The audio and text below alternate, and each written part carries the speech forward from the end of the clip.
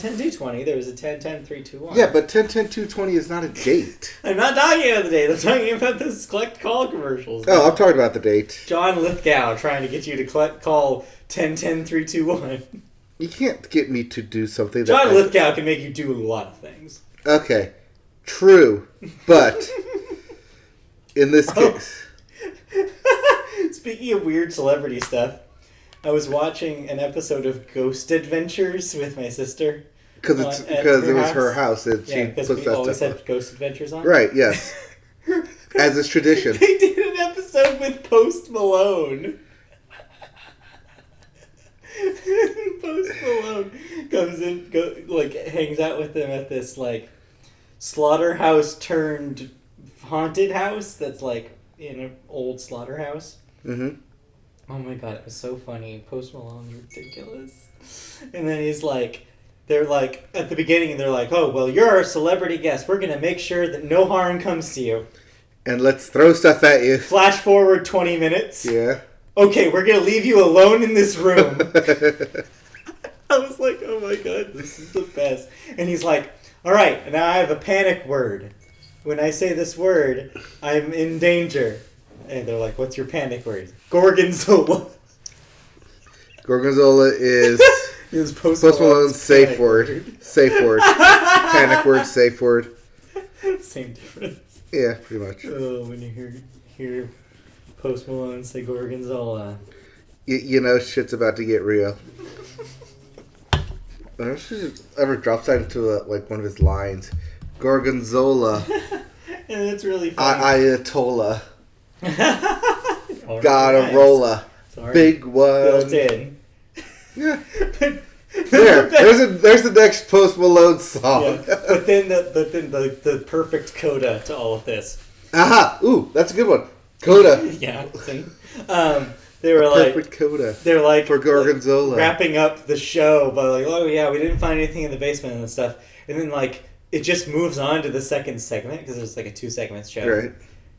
And my sister just looks to me and she's like, wait, what happened to Post Malone? You just never mentioned They him. never addressed him. He's still in that room. And I'm like, oh man, he's still there right now. That's why he wasn't at the Grammys last night. He's still in that haunted house. Some people say he's still in that house. Are you ready to record? Recorded all of Hollywood's bleeding inside that haunted house. Well, now it's going to be these walls are bleeding. Yeah, pretty much. All right. Okay. Ready?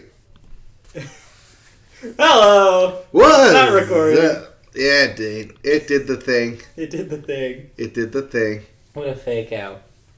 Hey! Oh, we're doing the thing. We're doing the thing. We're doing the 5-season thing. The thing we call the Media Boat Podcast. It's a podcast. It's a media boat.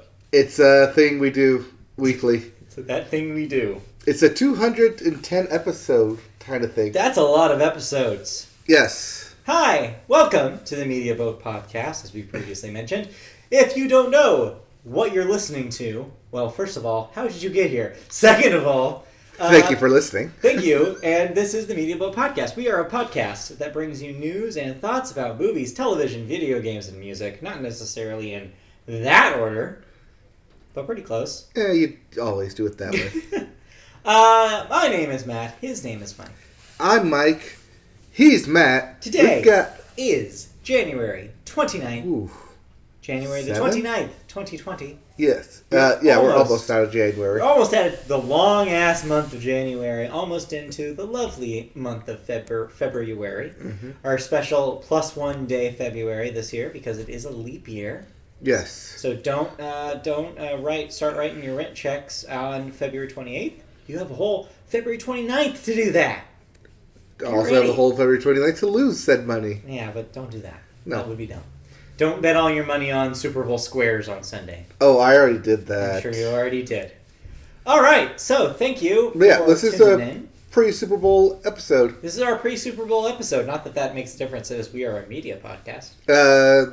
They're right. That is a pop culture event. It's adjacent to us. We're there's we're a musical a leg aspect. away. There's a musical aspect. You're correct. There's a television aspect to it. Yes. There's also a sports aspect, which is something we do cover here. So I guess it's tangentially related to what we do here. But Before we get to that, before we get to that, we have a whole show for you. So let's get rolling. We always start with the movies first, and we always start movies. with the weekend box office numbers. Alright, so did the bad boys be bad again? They are, because you know what? They never stop being bad boys. You could say that they are bad boys for life. 3 life.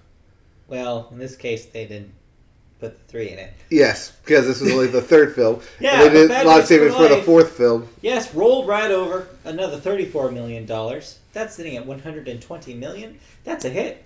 Oh, yeah, that's a hit for Will Smith. That Better than registers- Gemini Man. Registers as a hit, which is what you said it wouldn't do. And I was right. So I'm going to gloat. Okay, go ahead. You and said go. that nobody would care about this. You're right. I did say nobody would care about this, and And yet it people have hit proven- 100. It hit 100 million. It hit So on over 100 million. It's not done. I mean, I Yeah. think that people were needing like something like this. I think there was a dearth of in like awards show season. Like there's always like a lack of your action movie staples, and this Right. kind of filled that void. all right, stop shaming me. No, hit it's 100. fine. Number 2, your one of your best picture nominees, 1917, coming in with another $15 million. Also a hit. So 1917, 15. Yep, 1917 got 15 and is sitting at 103 domestic. So Is that's that also a hit? Yes. By award show standards, yes. Yes. So add that to another check on the list of reasons why 1917 could be your best picture. It is a audience favorite. Or at least people are checking it out to make sure it's their favorite. So when they're gonna Yeah. To the choose. tune of more money than Little Women is making, for Yes. example. More money than Parasite made. Yes. So yeah, I think that that's like I said, another point in its category. Okay. Just saying. Number 3, Doolittle. Doolittle did Somebody's little. seeing this because it made $12 million, adding to a $44 million total. Yeah, but that's a That's- little amount of total though. That is what you call a bomb, friends. Yes. Not doing well at First all. bomb of 2020. Yeah. The Yeah. Gentleman is at number 4 with $10 million. Speaking of bombs, no Yeah. one cares about this Guy Ritchie film. Guy Ritchie. Guy, not so Ritchie, huh? Yes, Guy Eh. Pori. Guy Pori. I liked better before. Somebody's fire alarm is going off in this complex right now. Yeah. It's worrisome. Push it in the button. Push the button. Come on. All right. Open up a window. Open up the door. You know, Yeah. like we used to do every time you cooked. Yep. That wasn't my fault. Uh-huh. It was the equipment. Sure. Yeah, it's faulty equipment. It's what was No, it was very used equipment. very used equipment. Seasoned equipment. Season. Veteran equipment. Speaking of veteran equipment, not really. Number 5, rounding out your top 5 this week is Jumanji 2: The Next Level. Still in your top 5. That movie came out in what, November? End of November, I Yeah. think. Yeah. Insane. Made another $7 million. That's at $283 million. Is still not done. Yeah. But Star Wars did come in at number 6, and Eh. it did cross the 500 at 502 That's not what million. you have here. Huh? No, that's not what you Oh, maybe have that here. was last week. That was last week because we have a couple of the other premieres from last weekend just missing the top 5 marks. Mhm. Well, one less so than other. Yes. Other. Number 6, The Turning. That's that horror movie we The talked horror about last film. week with the good soundtrack. Yes. Well, nobody cares because it only made $6 million. Yeah, but off like a $6 million budget, probably. Maybe. So it might break even. Yes. And then way down at number 17, The Last Full Measure made $1 million. Yes. The other war film that's out there somewhere. And nobody knows what it is. Exactly. That is your... But it did get a release, so it counts for some people's Yeah. IMDb pages. That's your box office this week. Mhm. But, you may ask, what am I watching next week. We're watching the Super Bowl, so what are you not going to watch at the theater? Yeah, well, I'll tell you what's not going to be seen because, yeah, everybody's going to be at home in their comfy homes and their big screen televisions this weekend. So they will not be seeing the 2 new releases, which is fine because they're kind of middling. It makes sense for a Super Bowl weekend, but what do we got? Yeah, we got 2 movies. The Rhythm section. What is the Rhythm section? It's not about bands. Drums. No, it's not Drumline. Okay. This is a female assassin film. Okay. Think Atomic Blonde. I'd rather not. But that's basically what this is. Wait, no, actually, Atomic Blonde was the good one. Never mind. Which one do you think? I was thinking for some reason... Salt? No, I was thinking of Lucy. Lucy. Yeah, which sucks. Yeah. No, Atomic Blonde was actually a really fun No, movie. yeah, so think Atomic Blonde with this one. Okay, neat. Okay. Then also, not to be confused with Hansel and Gretel, Gretel and Hansel. Yes, you must flip it. Yes. Even though everyone's going to IMDb think... requires. Everyone, you're going to think it's Hansel and Gretel. No. But a lot of people are going to go to the movies saying, one for Hansel and Gretel. No, it is Gretel and Hansel. I don't think any ticket taker will care. They're just going to take your money. Oh, yeah, I'm sure they will. But yeah, Gretel and Hansel, which I understand is like a horror-adjacent take on the story. It's the true horror Yeah. Brothers Grimm tale. Right, so... But, like, more horror aspect because low-budget horror film. Yeah. But, medium budget maybe. I'm not sure. Love a medium budget. That's it for new releases. That's all we got this week. So yeah, stay home, watch some movie trailers during the commercials at the Super Bowl, and you'll have a better time. Oh, well, I'm glad you brought that up. Well, I was going to bring it up later. Okay. But I was going to... We'll bring it up later. We'll try and guess what's going to be premiering. Perhaps we will. But before that, I'm going to ask you a quick question here. We have 3 stories here. Which one do you want to cut? Oh, 1 and 3. Oh, no, we're cutting 2. That one's going later. Because that will go in television. Well, no, that'll go next week. Because the Oscars are not this right, week. yes. I put that there thinking the Oscars were this weekend. Week? No, you got to No, they weren't. All right, 1 and 3. First up, then, I have no segue for this because it's not something we've talked about lately. Because I thought it was dead and gone. It was, but remember how we said that? Well, it sold off most of its assets and filed for Chapter 11, but that just meant that the company had to sell off in order to pay its debts, not necessarily foreclose on its business. Well, the it that we're referring to here is none other than MoviePass. Yes. And its parent company, Helios and Matheson and Analytics Incorporated, or HMNI, Yes, as it was on the as you can call it. stock market exchange. HMNI. The parent of the MoviePass Cinemas ticket subscription service said Wednesday it has filed for Chapter 7 bankruptcy. And that is the official Yeah, not to be bankruptcy. confused with Chapter 11 bankruptcy. Yes, Chapter 11 just declares bankruptcy. Yeah. And Chapter 7 basically does sa- it. Yeah, the one that actually says you are no longer a company. This allows a court to sell its remaining assets and wind down all operations. In a filing with the Securities and Exchange Commission, everybody's favorite, the company, which shuttered MoviePass back in September, said board members Prathap Singh, Gabriel Raubag, and Joseph Fried and Murali Krishna Gadyaram That sounds like people. have tendered their resignations, leaving the company with no remaining board members. It's over. Yes. Our long national nightmare. Yeah, so as we reported back in September that it did file for Chapter 11, Yes. but there were still people hanging around saying that we can still turn this around. And well, no. No, they cannot. So throw your MoviePass cards in the trash. They are worthless. No, they are now irrelevant. Sell them on eBay and make $5. I mean, I guess that's more than what Spend you paid. $8 on shipping to get $5. Yeah. But yeah, MoviePass, now officially a relic. I think that domain now officially goes back out into the open if anyone wants to purchase it. So I'm telling you, audience member, now is the time to get the Twitter handle at MoviePass. Yes. I And just believe sit that on is a it. thing now, yeah. I believe, yeah, because they have to sell all their assets, and that includes owning all their internet domains. Yeah. So, We'll yeah. see. If we want to take over And MoviePass. MoviePass.com. Let's just get it. Yeah. Grab it for cheap. No. It's Yes. not going to be cheap. Anyway. Anyways, that is now a thing you can do, and I'll say it for the third and fourth final time. This is the end of MoviePass. Alright.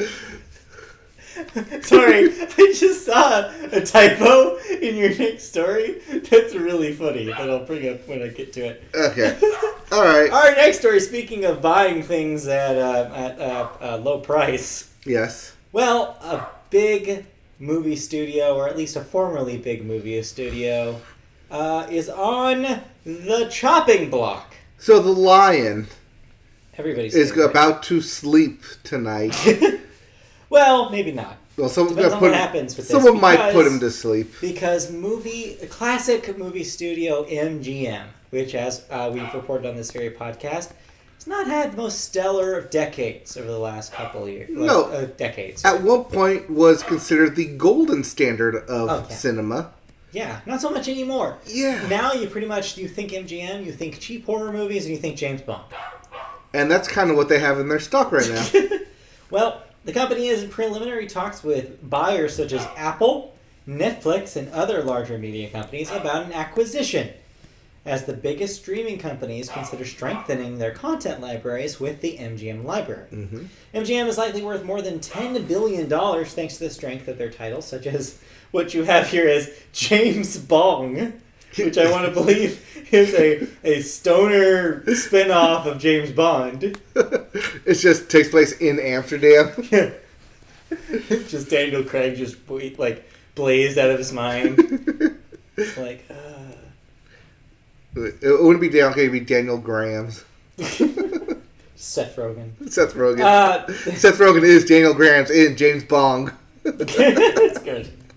They also, of course, have Hulu's The Handmaid's Tale amongst their series, and Live PD, because somebody had to make it. Also, that's actually a hit. It's cheap to make. Yeah, just And like Cops was before People it. watch it. Just like Cops was before it. Yep. MGM has revenue of more than $1 billion for the first 9 months of the year, consisting primarily of about $600 million in film and TV licensing revenue, and $300 million alone from Epix subscriptions, as they own that. Right, and that's just $1 billion without even touching their films. This move could lead to a new, quote, Big Six global media company, such as Apple, Amazon, AT&T, Comcast, Disney, and Netflix at the table to buy them. Viacom, CBS, and Discovery are in limbo, as they are potentially big enough to hang, but maybe too small in their current forms to compete effectively. What's your money on? What do you think picks them up? Apple has all I the think money it's in the Apple. world I agree. to throw at it, but don't be surprised if Amazon decides to throw their hat out Amazon there. will bid. I think Apple will bid more. Because thinking about it, those are the two hungriest. There's the two wealthiest. But Apple is especially in a position to do this because they are trying to find a hook for Apple TV. They're trying to get people on Apple TV. The problem with Apple TV, as we've said on this podcast before, is that it has no hook. Oh, we actually have a chatter. Yes, we do. We sure do. I'd watch that movie. Would Snoop Dogg play James Bong? Yeah, that's not bad casting either. Snoop Dogg totally beat. No. Snoop Dogg would be the American counterpoint intelligence. Oh, he's like the dude that gives them all the gadgets. Yes. Q. No. yeah, He's like the Q? CIA version. No, it's Q. Q for quartermaster. Right, you're right. But yeah, the Q equivalent. Is For Snoop Dogg. Snoop Dogg would be Q. Just hanging out in Long Beach, just giving. No, Snoop Dogg would be G. Ha! Anyway, but yeah, Because he's a ganja unit. No, G unit. Wait, no, that's not him. That's not him? He's not a member of the G Unit. I thought he was That's 50 50 Cent. 50 The Cent 50 is Cent, G unit. DJ Woo Kid. Who else is in there? Who's the other guy from that game? 50 RZA. Cent, Blood on the Sand. No, RZA is a Wu-Tang member. Would Snoop Dogg play James Bong? Sure, if we want to go that route. I mean, I like the Seth Rogen more because it's the complete opposite of what James Bond is. But yeah, Anyway. James Bond. Anyway, so let's move on. Yeah, I think I'm with you. I think Apple makes a lot of sense. I think Apple will make the big push because they need people to sign up, and having the James Bond library is a great way to get people to sign up. MGM library has that, and it also has a lot of classic films. There's a lot of Hitchcock films. So Apple would find themselves in a lot of niches that they aren't currently in, Mm-hmm. and that'd be smart. All right. I think you're right. I think Amazon has already put a lot of money into the Lord of the Rings series. Yeah, they're broke on that Lord of the Rings series. Yeah.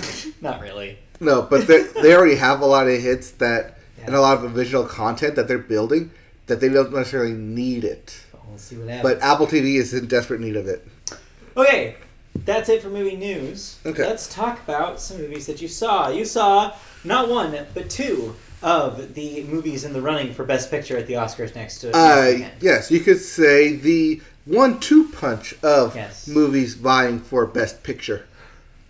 Two. One that is, like I said, kind of a double threat because you have your audience that's really into it. It's making money, and it has the what was it? The Producers Guild behind it. Yes, Producers Guild. Then the other. It also has the BAFTAs behind it as well. Yeah. And then while the other has maybe less notoriety in the United States as it is a international film, but is the one I've heard most from people on the internet. Yes. Good things about. Parasite has been on basically everyone's top 10 list at the end of the year. Yeah. Top 10 and top 5 lists. People I trust love this. Yes. So, 1917, Parasite, which one do you want to start with? Let's start in the way I saw him, 1917 first. All right, so World War I? Yes. Okay. So tell me about World War I. Well, no, they call it the Great War. Oh, sorry, yes. Yes. In they haven't had the sequel yet. There's not a second one, so yes. It's just the Great War. It's just the Great War. Tell me about the Great War. Tell me about Franz Ferdinand. Franz Ferdinand is not in this film. Take me out. No, not that Franz Ferdinand. Tell me about 1917. Okay, so Roger Deakins gonna win cinematography here. Yeah. That's a guarantee. I could have seen that coming. That is a guarantee. You tell me a war film shot in, quote, one take, unquote. Yeah, that's a cinematography Oscar for you. Yeah, he's going to win it. Handing you Here you go. Just giving it to you now. Because that's pretty much what this film is and survives on. Yeah. The fact that it is, in essence, supposed to look like a one-shot, one-take film. Yeah. Even though it is split up into two parts because at one point the main character does go unconscious or black out. So they do a cut to black and then wakes up with it. So there is a hard cut there, as you can see. But still, everything else... The effect is what matters. Yeah, the effect is what matters. And the effect of a single shot through this entire thing is quite spectacular. Okay, so I was going to say, is this still a wow factor? Because I feel like we're getting to the point where this has been done enough. I mean... Where it's not as amazing anymore? Yeah, because Inarritu did it Birdman already won Best Picture. For Birdman. Yeah. Well, no, he didn't do it for Birdman. Yeah, he did. He did? Yes. That was the thing about Birdman. Well, I know that was the thing about Birdman. I forgot that he's the one who did Birdman. Yeah, that's an... Because he also did The Revenant, right, which also had 3 very long cut it wasn't single in takes. Its entirety, but it used that, right, used it and the elements of it. Mm-hmm. But right. So we've seen it. Yes. But you're saying that it's still effective. It is still effective, and it is still jarring when you aren't sure. Like, wait, have they had a cut yet? I'm not sure.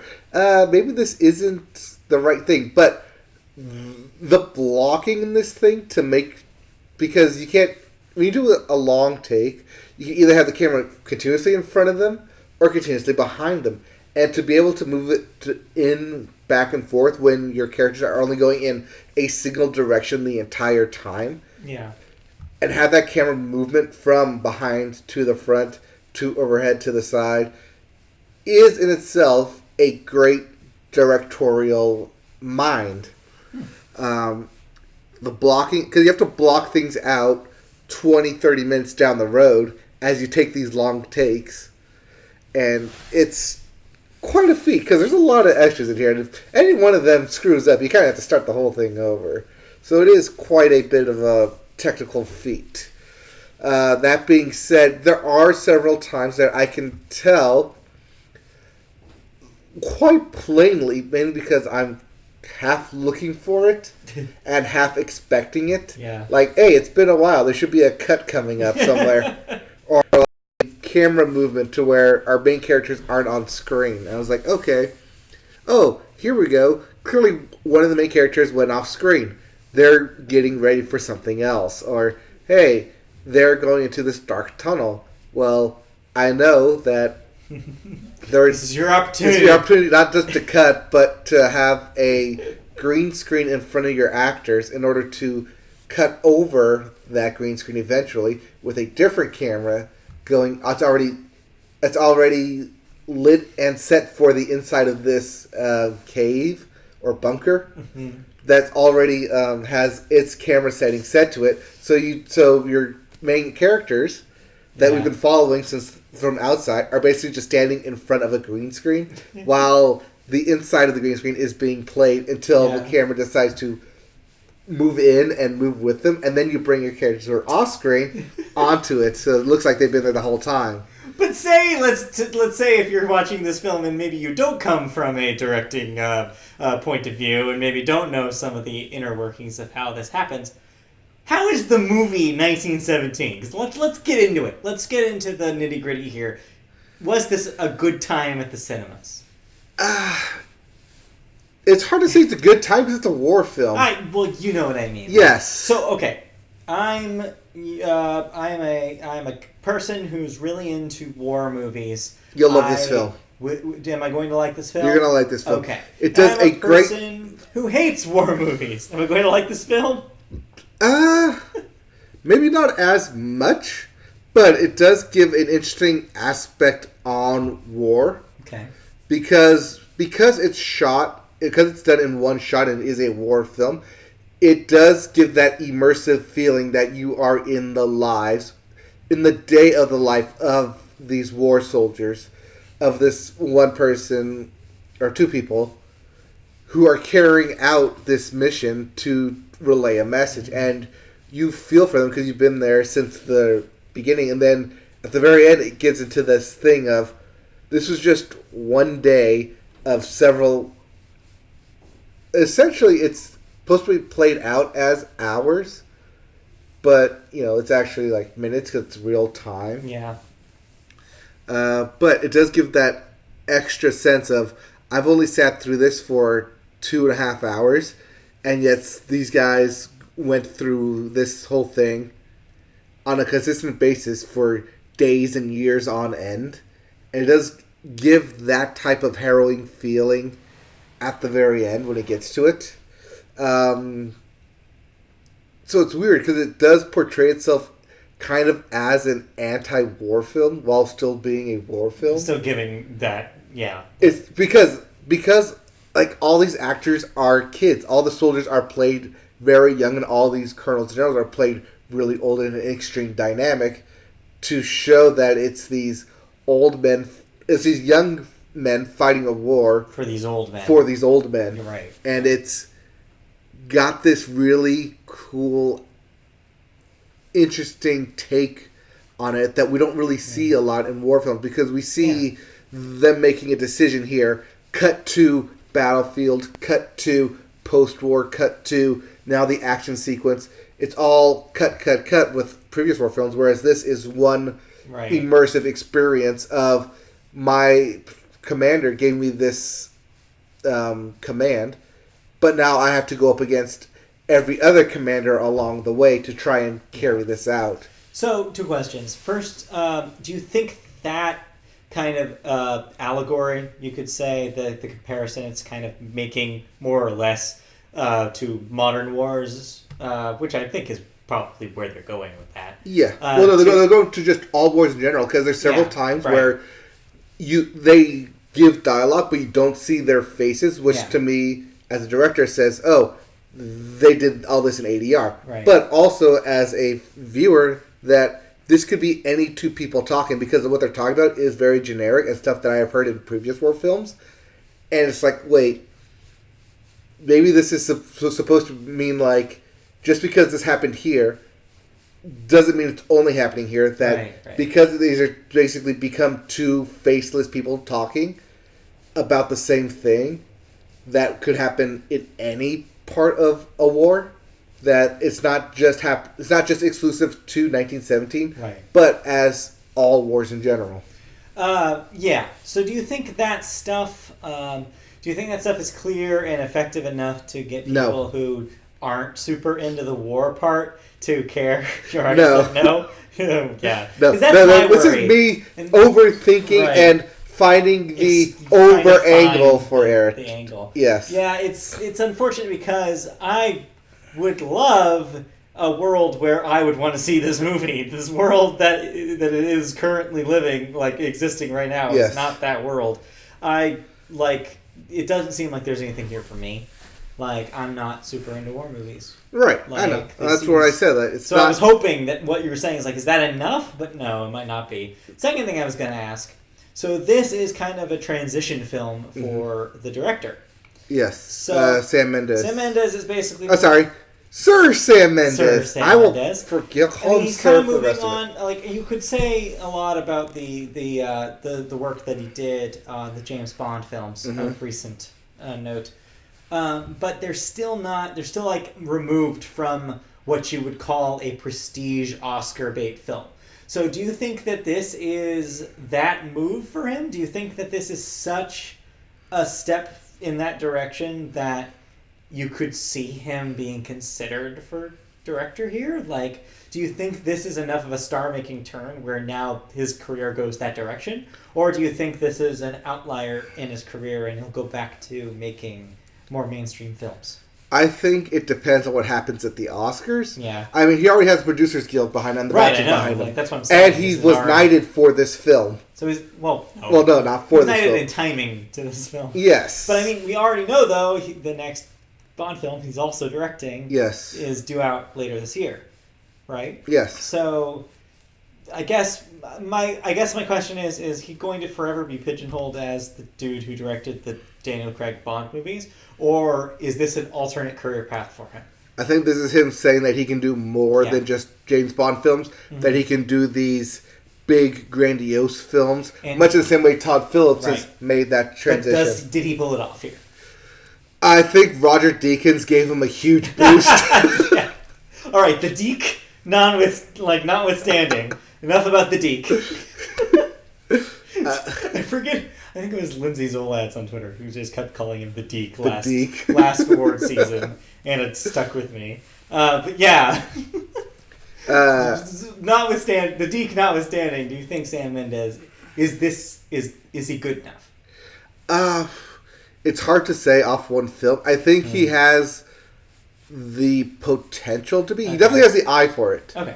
Let's get that out of the way. He definitely has the eye for it. I think he needs to get more out of his actors because, as is noted, none of the actors got nominated for acting awards. Well, it's a war film. That's a hard thing to do. Unless you have, like, a big, like, speech scene, a character in a war movie is not going to be nominated. I was going to say that Gary Oldman won for Our Darkest Hour. Because he gave a big speech. He gave the Oscar speech? Yeah, you have to give an Oscar speech to get an Oscar. Everybody knows that.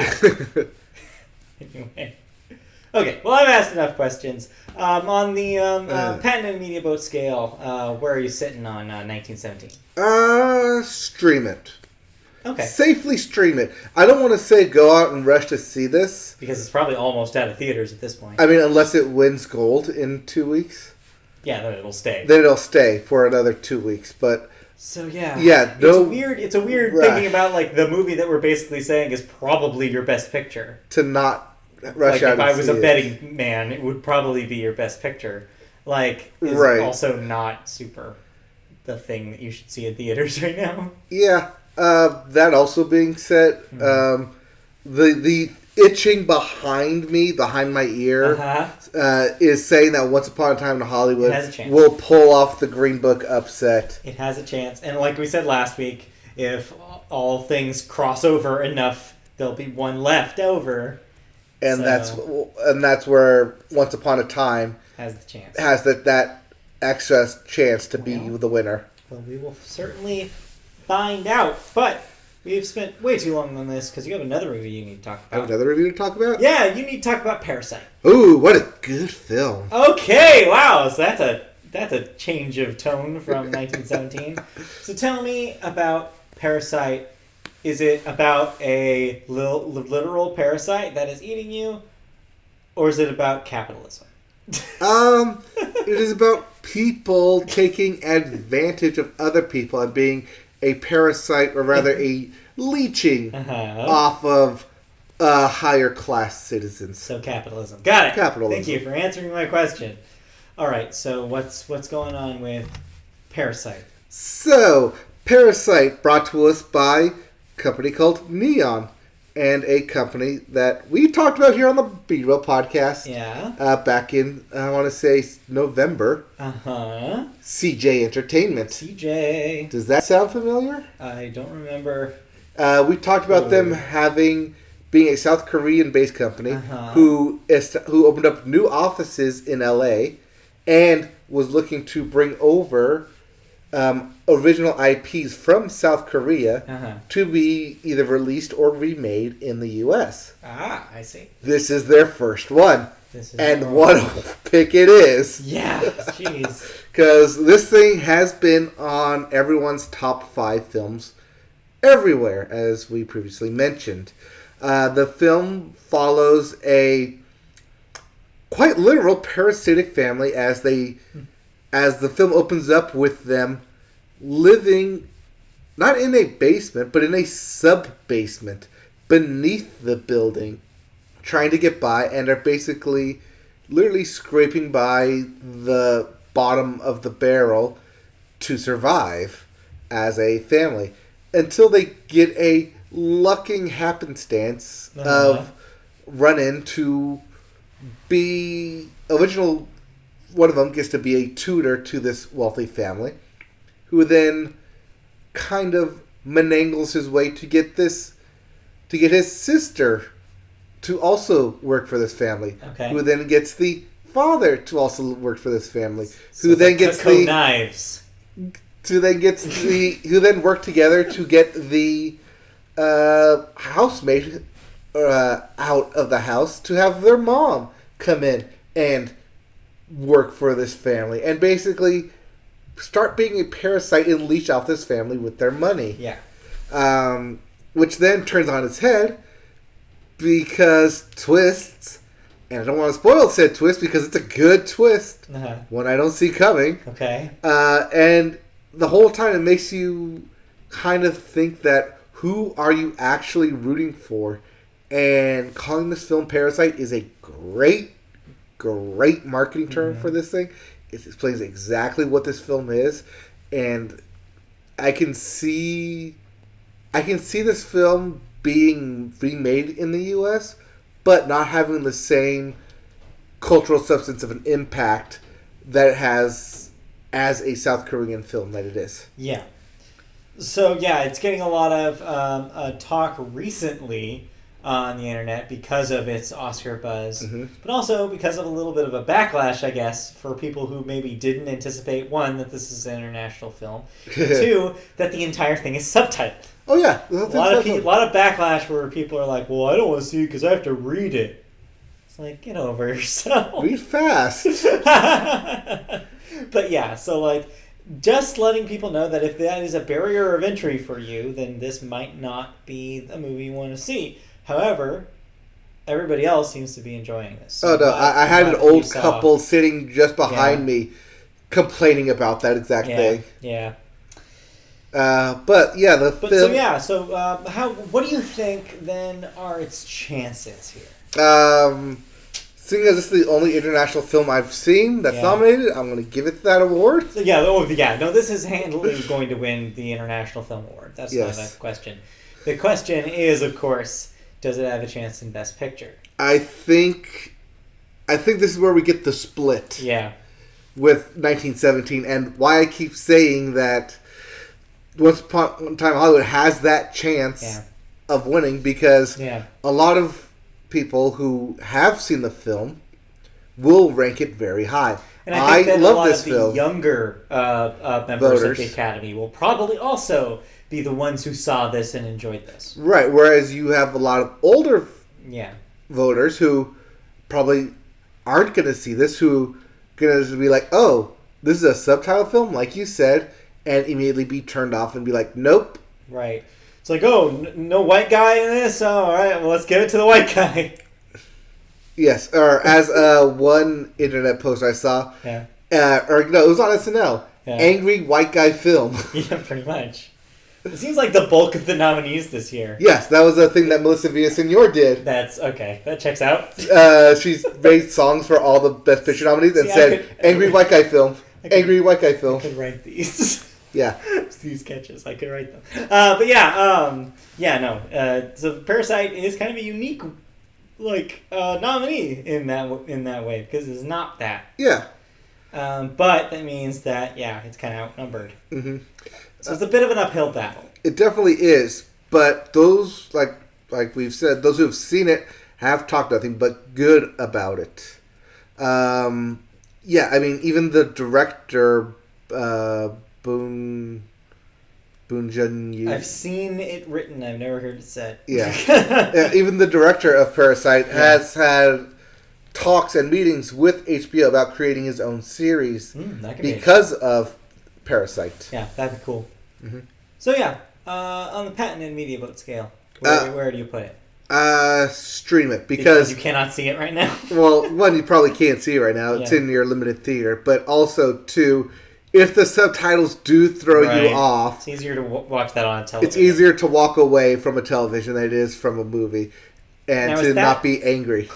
Is it currently available on streaming, or do we have to wait a little bit longer for that? I think we have to wait a little bit longer for Okay. it. I also think Amazon is the one who got the streaming rights for Oh, interesting. Okay. it. Well, then that guarantees I will not see this movie. Yeah. Oh well. But, yeah, I mean, Copy otherwise, from the library. or Redbox, or if that's still around. That's still around that makes it to next year. We'll see. Yes. Well, okay. So two, I guess, half recommends. It's recommended if you're one of those people who wants to watch the Best Picture films and know what you're talking about. Yeah, this will be one of the ones that you will actually be able to see at one of your marathon AMC Best Picture nominee days. Yes. As opposed to Marriage Story and The Irishman. Right, and as of now, I think I've seen 6 of the best of the 9. You're doing better than I am. Well, the ones I haven't seen is Little Women, Yeah. Ford got you vs. covered Ferrari, and Marriage Story. Okay. Oh, and JoJo's Rabbit. Oh, yeah. I I keep keep forgetting that one's nominated. Yeah. I think most people forget that one's Because nominated. I forgot it existed for a little bit there. Yeah. All right. So yeah, that's 4. So I've seen 5 of the 4 then. Yeah. I did see a lot of clips on YouTube for Ford vs. Ferrari. Right. Um, You've practically seen that movie. and I've then. practically seen that movie watching it. And Good. You don't need to. yeah, that is your dad's favorite film. That's everybody's dead. Everybody's dad's favorite film is Ford vs. Ferrari. Yeah. I think, that was the thing we said when it came out. It was like, yep. Yep. Well, probably won't win awards, but it's Well- definitely a well-shot film. It might not win awards, but we'll see. Yeah. All right. Let's move on. Okay. Because we need to stop talking about movies. Well, okay, let's make the transition from movies into sports with the Super Bowl. And as such, the Super Bowl is this Sunday. Super Bowl movie trailers are coming out. Yeah, there will be movie trailers. Do you have any idea of what to see or what to expect? I don't know. You should tell me. All right. That was a setup. I mean, it was partially a setup, and partially do you know? No, I have no idea. Okay. Sonic the Hedgehog. I'll put that in the maybe category because it's coming out in February. basically 2 weeks later. Yeah. Put that in the maybe category. I also put Black Widow in the maybe category as well. Okay. Also, Wonder Woman 1984 in the yeah. maybe category. Right. Expect to see whatever the Fast and Furious 9 movie is. F9. Yes. They've confirmed that thing is called F9. It's just going to be called F9? F9. All just right. like on a keyboard. F9. Isn't F9 reset? I don't know what Refresh? F9 does. Don't do it right now while you're watching our podcast. You might bail out of your browser. You might break the internet. Yeah. But yeah, so that trailer should be coming out for F9. Super Bowl. What else is coming out? Expect maybe Marvel's The Eternals, Oh, okay. because that's coming out in November, but we haven't seen anything of it yet. Mr. Peanut will not have his funeral after all. No, instead, what they're going to do is Baby Peanut. Do. That's stupid if that's true. That is the... I don't remember where I heard that. Either I heard it or it was a joke or someone said it. But they want to do... It's going to be Baby Peanut. Because Baby Groot and Baby Shark I feel like and they're a little Baby late Yoda. to that train, but okay. Baby Yoda is hot right now, so Baby Peanut. All right, we're getting way off track. Movie trailers. Movie trailers. Yes. What was the other one that I saw? Probably James Bond. New James Bond. James Bond. Okay. James Bond movie trailer. And I think that was it. Okay. But yeah, John Cena's in the new F9 film. So yeah, that's gonna be the thing. Okay. All right, let's move on then into sports. All right. So Moving yeah, into as sports. you know, the Super Bowl is on Sunday. I don't need to tell you. It's the Chiefs versus the 49ers in Miami. Is there any way both teams can lose? I would be so happy. Not going to happen. One has to win unless there's a tie, which is very unlikely. Well, even then, it goes into overtime. And then it just goes they into play overtime. until someone wins. Pepsi halftime show will be, of course, with Jennifer Lopez and Shakira. With the hopefully possibility of the Miami Sound Machine. Maybe. It's in Miami. Yeah. So.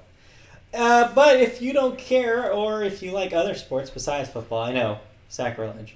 Other sports are Shocking. happening too. Yes. Every team in the NBA took a 24-second shot clock violation on Sunday. Every single one. Yes. It was a very rare occurrence that happened on Sunday. And normally those are supposed to be on accident, but these were all on purpose. No. No, they were. Yeah, they were all done on purpose. Oh, well, yeah, which gets to the real sports story this week that we will talk about a little bit later. Yes. But we'll get to that. First of all, meanwhile in baseball's stellar 2020 continues. Yeah, it does. Before the season even starts. They're being sued by bettors from DraftKings because apparently the MLB is a 10% partner of the betting site. Yeah, and they're basically suing that because MLB has stake in this gambling, and the MLB basically did not produce honest outcomes Yeah. in a sporting event, which people betted on, that those bets needed to be voided out and all the people's money returned. Yeah, that would make some sense, Yeah. logically. I don't think it'll ever happen, but I see where they're coming from. Yes. Because the MLB made its reverse stance on betting, on sports betting in the MLB, and because they made that sponsorship with DraftKings, that's why they're being sued. I mean, it makes sense. I mean, immediately I could come up with an even better compromise to make them. I think that if they want to keep that 10% interest in the DraftKings, then they should let Pete Rose into the Hall of Fame. Oh yeah, I mean that's the easy answer. That would make a lot of sense, wouldn't it? Yeah. But never mind. Anyway, speaking of things that will never happen. That's it for sports, unless you have something else to add. Kind of a slow week besides the Super Bowl. Well, Sunday happened, but We'll get there. The Australian Open is still going on. I saw Rafael Nadal, number one, go to the basically seventh match. I didn't see if he won or not. Probably should have looked that up. He was there. I mean, he was almost out. He was down 2-1 going into the fourth set in a best of three. Or best of seven, best of six? Whatever, you have to win three before. Ah. And then if you tie, it's best of 7, so I guess. But you don't have to win. I guess, yeah, you have to win 4. Don't ask me. Yeah. But anyways, tennis is going on and it's looking good. Tennis remains fun. All right. We're moving on now into the world of television news. Yeah, we are. I mean, yeah, big story is Super Bowl, but also big story is coming Big story up later. we'll get to. Yes. Trust me. We will not finish this podcast without talking about that. Yep. All right. Phoebe Waller-Bridge.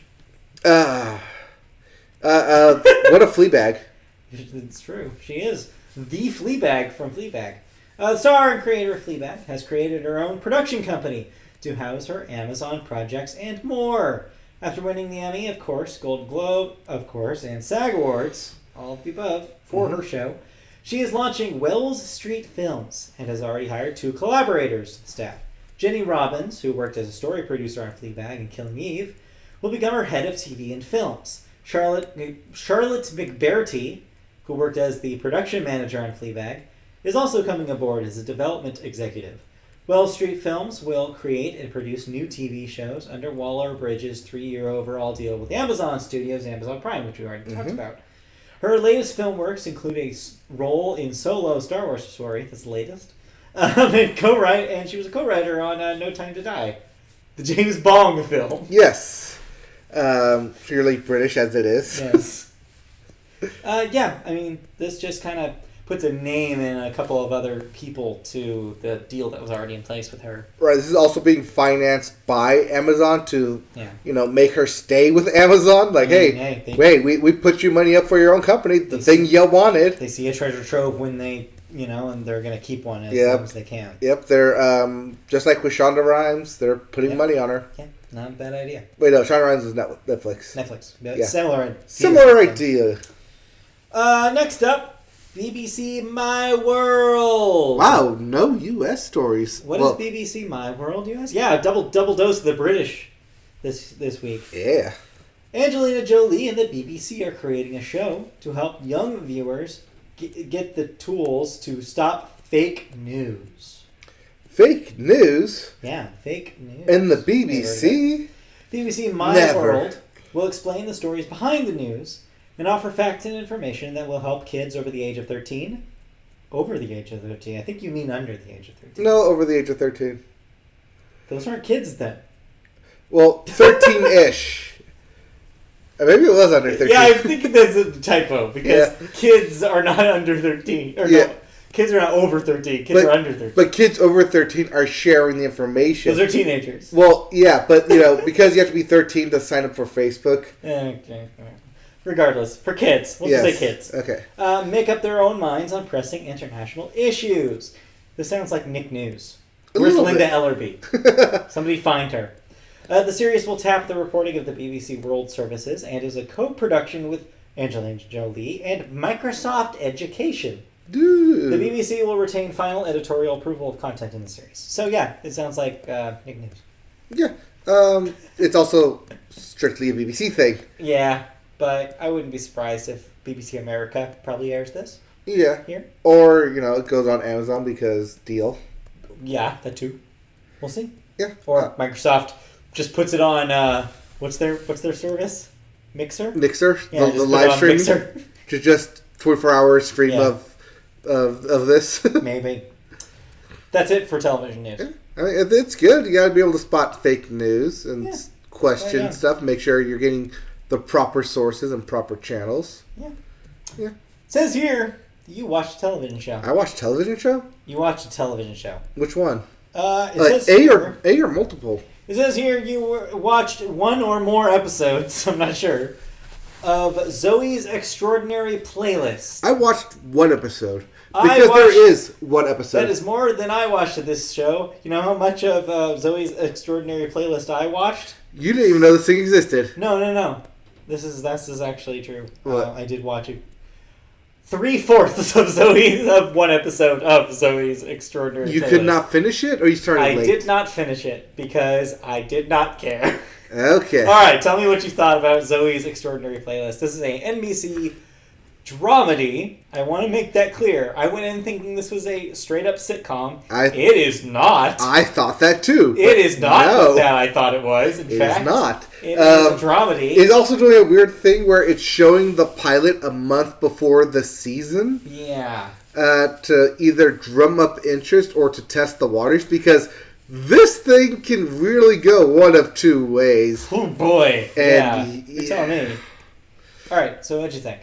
I thought the backstory of it, basically the inside incident, how this thing happens, was it's real silly. Really dumb. It's real silly. It is the dumbest thing ever. In case you listening to the podcast don't know what the premise of the show is, Zoe can hear people's soundtrack, which essentially translates to people nearby her will start singing. She can hear them, and what they're singing is based on their mood at the time, their emotions, and so they may be singing and doing maybe even a song and dance kind of number. No one else can see this except for Zoe. It is just for her. And they are not actually communicating this in real life. They're not actually singing. This is just her interpretation of their mood. Mm-hmm. And voila, there's your premise. It's Glee without the Glee Club. It is your musical by taking from everything, but only like a verse and a chorus, and that's it. Yeah. Because that's all you need to convey the specific emotion. Sure. Yes. But it's also really weird because they do break out into song and dance, and then it's not just the one person, it's everybody. It becomes a big musical number. And it makes me question, like, wait, is this just how this one person feels? Is this how everyone in this number feels? Yeah, it's a little unclear. For sure. Yeah. It was like, if it was just the single person singing, yeah, okay, I would buy it, make more sense. And sometimes more that is the case. Grounded rules, I guess.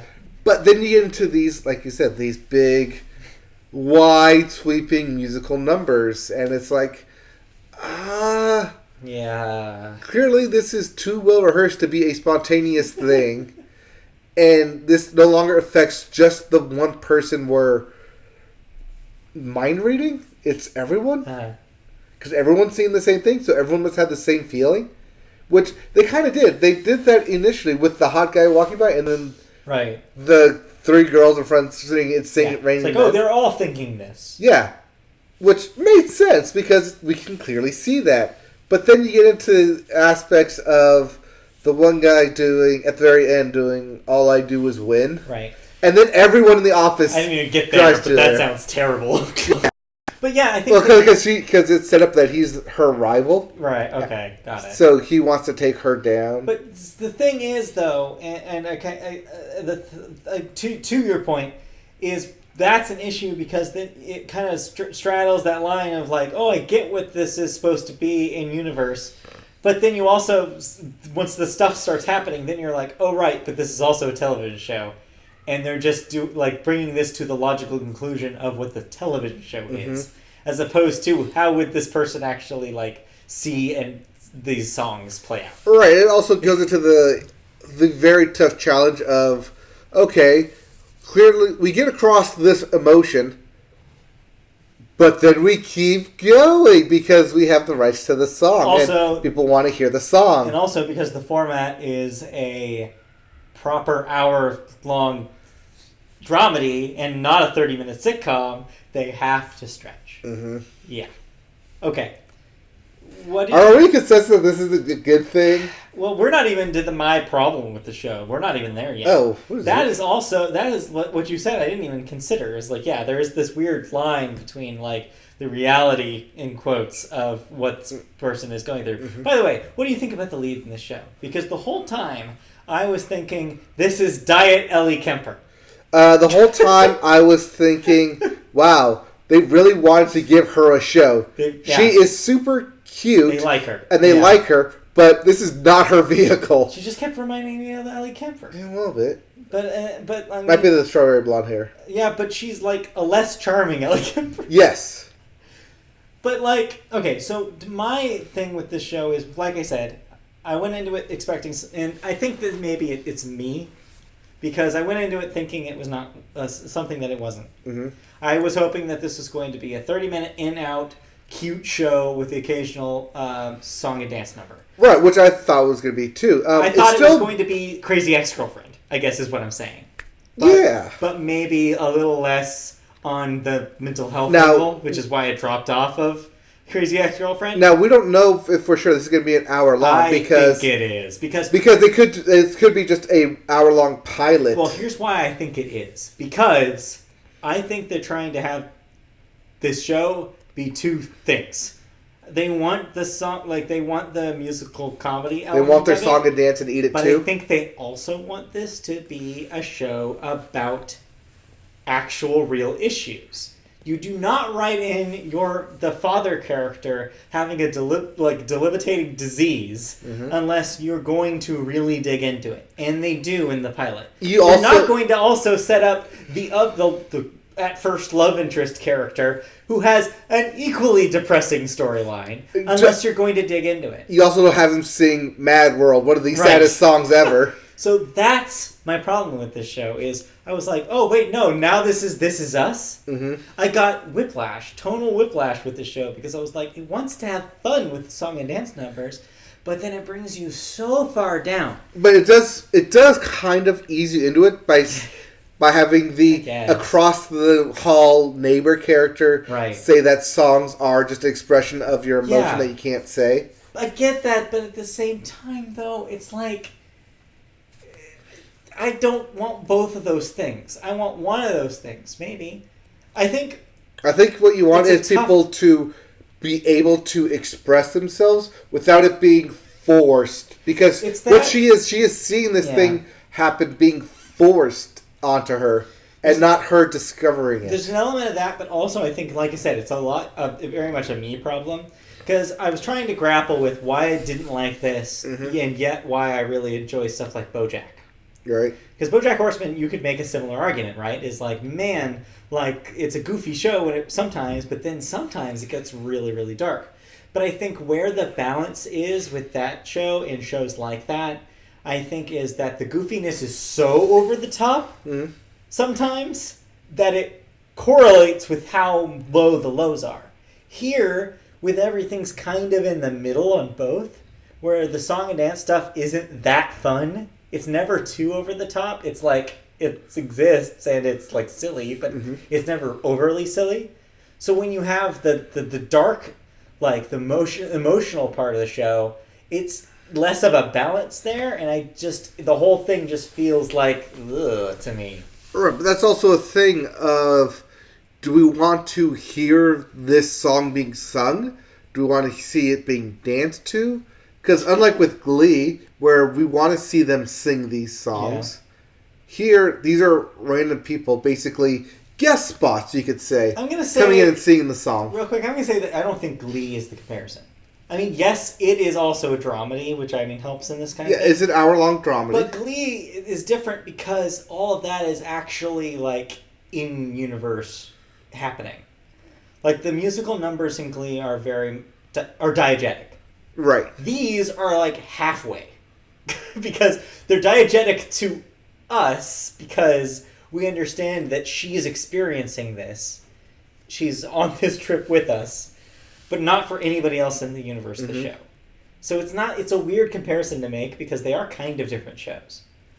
I think there's no direct comparison for this because this is kind of a new kind of approach to this kind of thing. And I think that's why I'm hearing this pilot work really well for some people and not work at all for others. So I don't know, man. I think they're going to give it the rest of this year. The rest of this season. Yeah. Basically, what, 8 episodes? Yeah. And then see how the audience reacts in order to renew it for the summer. Because, man, it has a stellar cast outside the lead. Like, I mean, I was making a joke with my girlfriend.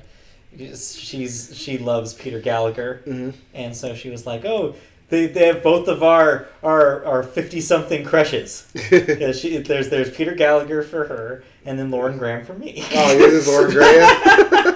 So, It's yeah. not a bad one. But I thought that was funny. I was also waiting for Lauren Graham to sing. No, yeah, they'll get her eventually. If the show continues, they'll get her to sing. But yeah, so I was disappointed. She really enjoyed it though. So again, who can really say? It's for somebody, I guess, out there. But I think that you're right. There's enough in-universe questions about how the mechanics of how things work, and also I just want them to figure out the tone. Right.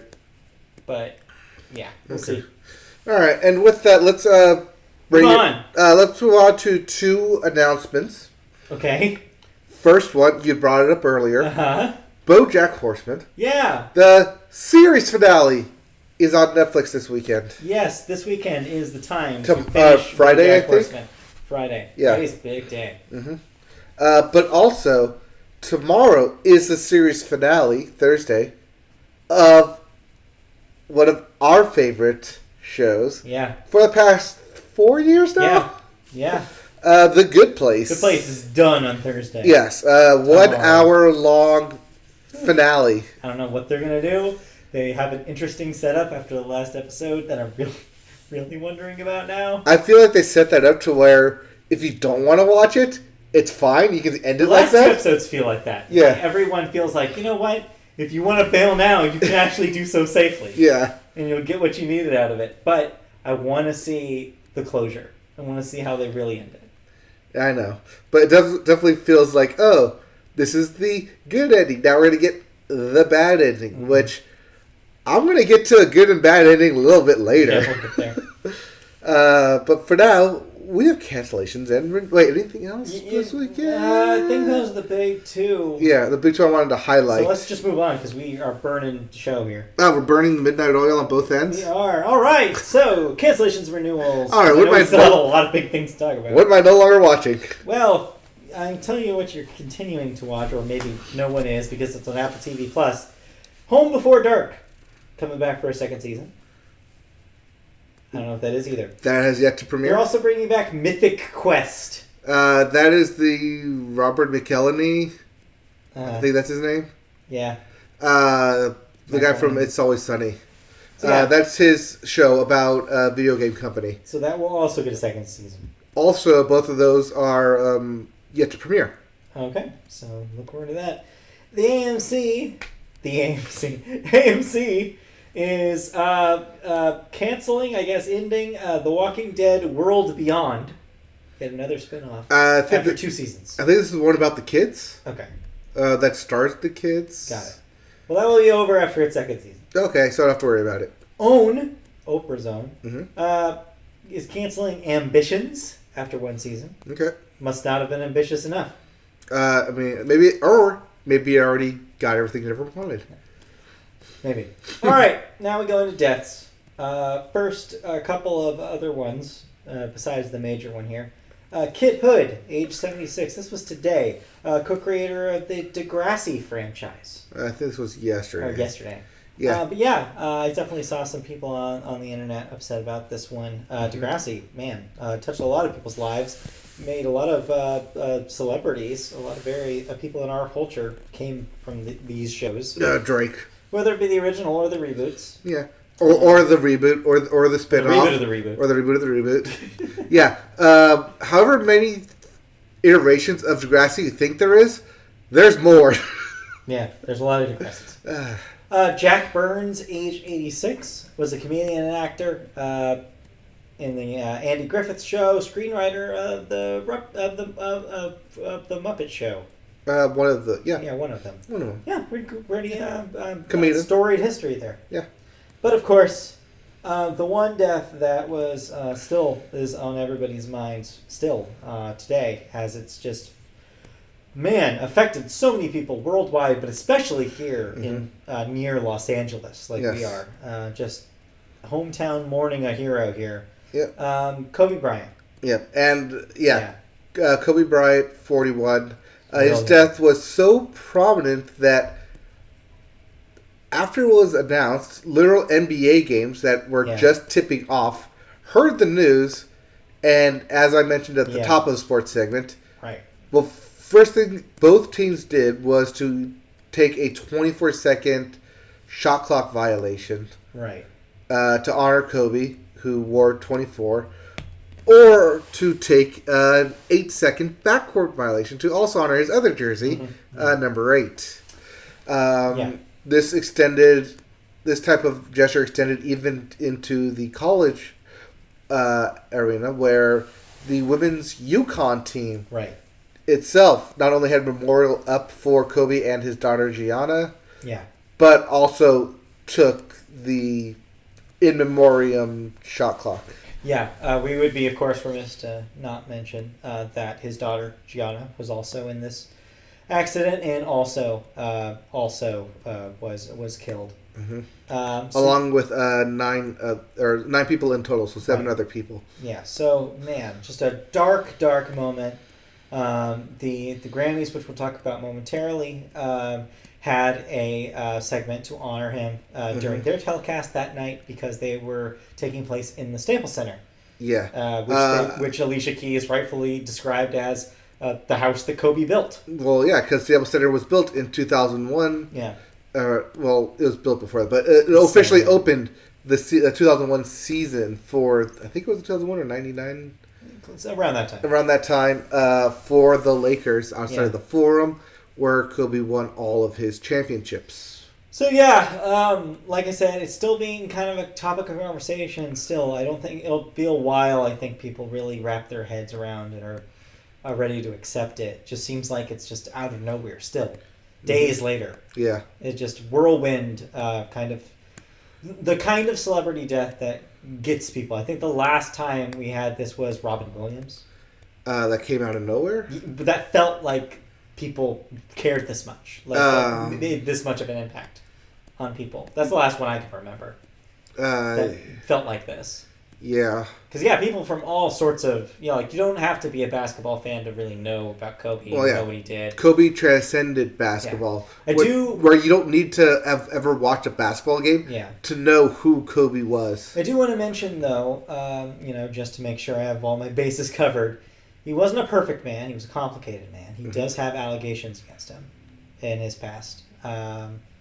But, overall, we have to basically, in the wake of something like this, we have to take the man as a whole. Mm-hmm. And I think that the good that he did for his community, I think the good that he did for sports, I think that just, he is an undeniable superstar. And a name like his, we'll be talking about Kobe and his effect on culture for decades. Mm-hmm. Easily. He will be a posthumous Hall of Famer. Oh, yeah. The NBA came out and said that this year only 3 people will be inducted into the Naismith Hall of Fame. It's Kobe Bryant, Kevin Garnett, and Tim Duncan. Arguably the 3 biggest names. Those are the names of the last 20 years. You could say that, yeah. He will certainly be missed, and this won't be the end of this conversation, I'm sure. It'll be the end of our conversation. But we have to end this conversation because we have more stuff to talk about. One of the last notes I have there are his accomplishments. Oh yeah, just real quick, we want to go down his accomplishments. He's of course an Academy Award winner, as we reported here on this very podcast. He won for his short Dear Basketball. Yes, his farewell letter to basketball announcing his retirement turned into an animated short. I bet that's a real rough watch now. Oh, I watched that thing. Yeah, that's gonna be sad as hell. Of course, 5-time NBA champion, 2 times gold medal winner with the U.S. basketball team for the Olympics. Mm-hmm. So a storied career. Yep. For sure. Three-peat. Part of that big. It's part of the three-peat. Three-peat. A rare feat in basketball. Rare feat in sports. Period. Yeah, in sports. Period. Lived right in between the generations of Michael Jordan and LeBron James. He straddled that line, to where he played against both of them. He did, yes.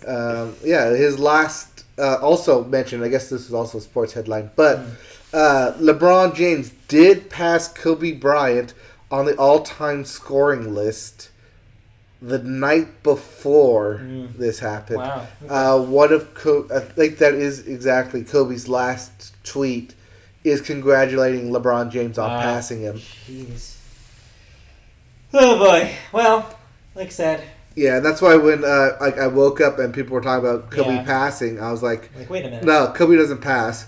LeBron passed Kobe. Yeah. Yeah, it was that LeBron passed Kobe. God. And like, no, it was Kobe. For real this time. Okay, we have to move on. Okay. Let's talk about something less depressing. Music? Well. Oh, got me there. Oh, all right, let's hand this over to you. As we're talking about how music makes you feel things, that it can be super depressing. Yeah, man, I would not want to have Zoe's powers in Los Angeles this week, for sure. Everybody just in Mad World on repeat. All right. No, they'd be black and yellow on repeat. No, sorry, purp and yellow. Purp and yellow. Yes, the Laker version, right, purp and yellow. Anyway, let's talk about Billboard. All right, let's talk about Billboard. We'll talk about the Billboard Hot 100, your singles chart. At number 1, yet again, The Box. What's in the box? The Box by Roddy Ricch. Number 2, Life is Good by Future, but really it's Drake. At number 3, Godzilla by Eminem, featuring Juice WRLD. Yeah, posthumous Juice WRLD. You talked about this last week. Yes, I also talked about how Juice WRLD would never be on the top 5 again. And yet here he is.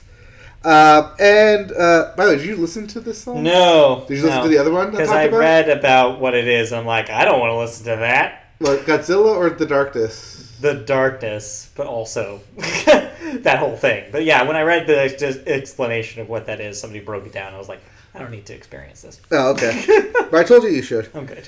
All right. At number 4, Circles by Post Malone, because of course it is. And number 5, Memories by Maroon 5, because of course it is. Because of course it is. That brings us to our Billboard 200, your albums chart. Yep. And for the 10th album in a row, a Billboard feat. A Billboard record. Yeah, he's past Kanye. Yep. Music to be Murdered by Eminem is your number 1 album this week. And man, is Halsey pissed. Because he put out a surprise record the week that she was guaranteed number 1. Well, she's guaranteed to be Billie Eilish then. Because she's number 2. Yeah. Manic by Halsey. Yep. Number 3, Circles by Mac Miller. Uh-huh. Not to be confused by Circles by Post Malone. This is the record Circles. Number 4, Please Excuse Me for Being Antisocial by Roddy Ricch. And number 5, Hollywood's Bleeding by Post Malone. Speaking of. Yep. Well, if you didn't like any of those albums... What's coming out this week? We have new releases. What am I listening to? I don't know what you're listening to, but here are the new releases. At least 2 of these. We have... Nope. Gotta find them. Yeah, I scrolled up. We have We Met? Oh, sorry. It's Have We Met? Have We Met? Because there's no question mark. Yeah, Have We Met? It's Have We Met by Destroyer. The Unraveling by Drive-By Truckers. I think they're just the Drive-By Truckers. There's no the. I know. Likewise by Francis Quinlan. Francis Quinlan being the lead singer of Hop Along. Oh! Yes. I've heard of that band. Yes, I will be listening to this. I'm also seeing Francis in March. Okay. Week of my birthday. Birthday present. Hey, how about that? Seeing her in LA. We also have High Road by Kesha. Finally out this weekend. Finally? Yes. Officially? I guess the January 1st placement when we read it back a few weeks ago, I think that was Metacritic putting it there because an official date hadn't been put. It just said January. It just said January prior. And so January 31st. Put a date on it.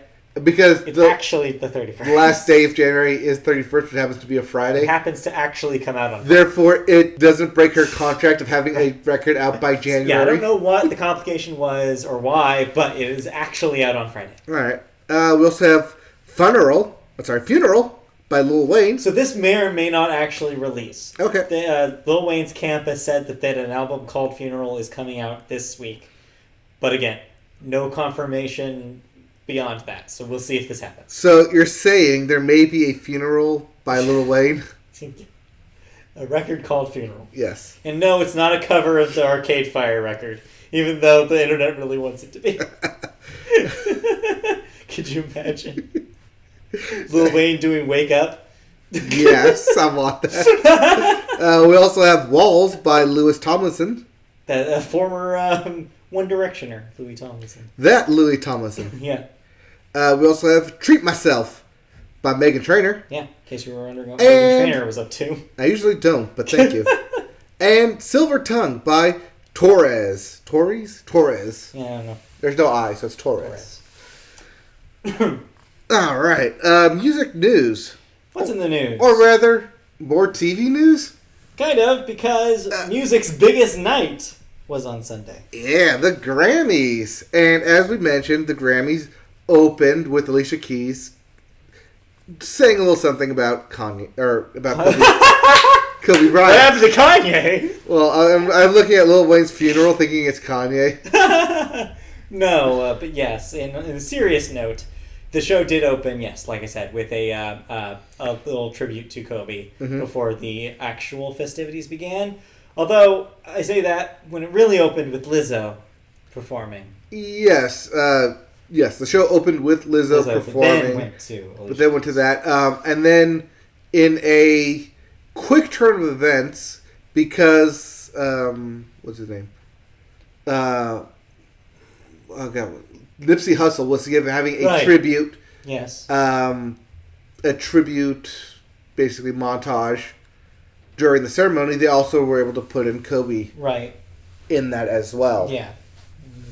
A quick edit. But if you're talking about the hardware here, there were also awards. There was also an award show that happened. Yeah.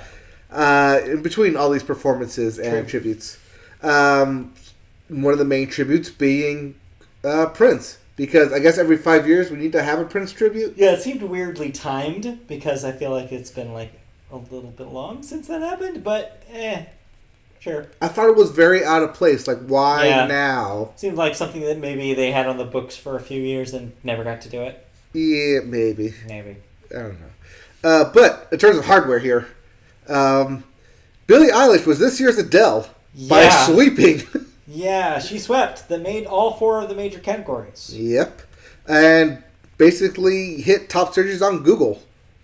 Yeah. The 62nd Annual Grammy Awards, as she and her brother / recording partner, Phineas O'Connell, took home 6 out of the 7 awards they were nominated for. Yeah. Billie Eilish became only the second artist in history to nab New Artist, Song of the Year, Record of the Year, and Album of the Year. Name that other artist. Was it Adele? No. Name that other artist. We're going to take the Wayback Machine back to 1981. Whitney Houston. Christopher Cross. Oh, that's right. I saw this. Christopher Cross. Yes. I saw this online. I thought, why are they bringing that up? And of course, the internet was also bringing up, wait, Chris Cross? No, not Chris Cross. And everyone had to correct, not Chris Cross. Christopher Cross. Christopher Cross. Yeah, this the second time it's ever happened. Also, she is now the youngest person to win these awards. Yes, because I believe she just turned 18. Yeah, she just turned 18. So she is 18, and the... She's 18 and days old. Previously, the youngest person to win Album of the Year was Taylor Swift at age 20. Aww. Yeah, so beat her by 2 years. Okay. I mean, I guess that's something to be proud of. You beat Taylor Swift. Yeah. I mean, she also beat her by, like, every other category she was up against because of the... right. What was this album called? Me? Sweetness? What was this latest album? Lover? Sweetness is that Jimmy World song. Yeah. No, it's also the Ariana Grande. Sweetener.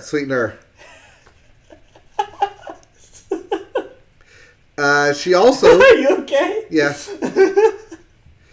She also won Pop Vocal Album, while O'Connell earned Producer of the Year and Engineered Album. So yeah, I want to briefly touch on that. So Phineas won Producer of the Year non-classical up against Jack Antonoff. For Lover? For Lover and Lana Del Rey. Norman fucking Rockwell. Right. I'm And sorry, yet- Norman freaking Rockwell, yes, as my bad. the They Grammys called it. constantly said. I was surprised they didn't just say NFR. I thought that's what they were going to call that thing. Right. Just call it NFR. But no, I was saying that like the Phineas win is probably made me the most mad because that's one record compared to the year that Jack Antonoff had. Right. But I'm not in the Recording Academy. I mean, As soon as I saw that, though, like when I saw, because that was a Yeah. pre-show award. Right. As soon as I saw Phineas had won, I was like, oh, they're just gonna give everything to Billie Eilish, aren't I they? And they did. guess. And they did end up doing.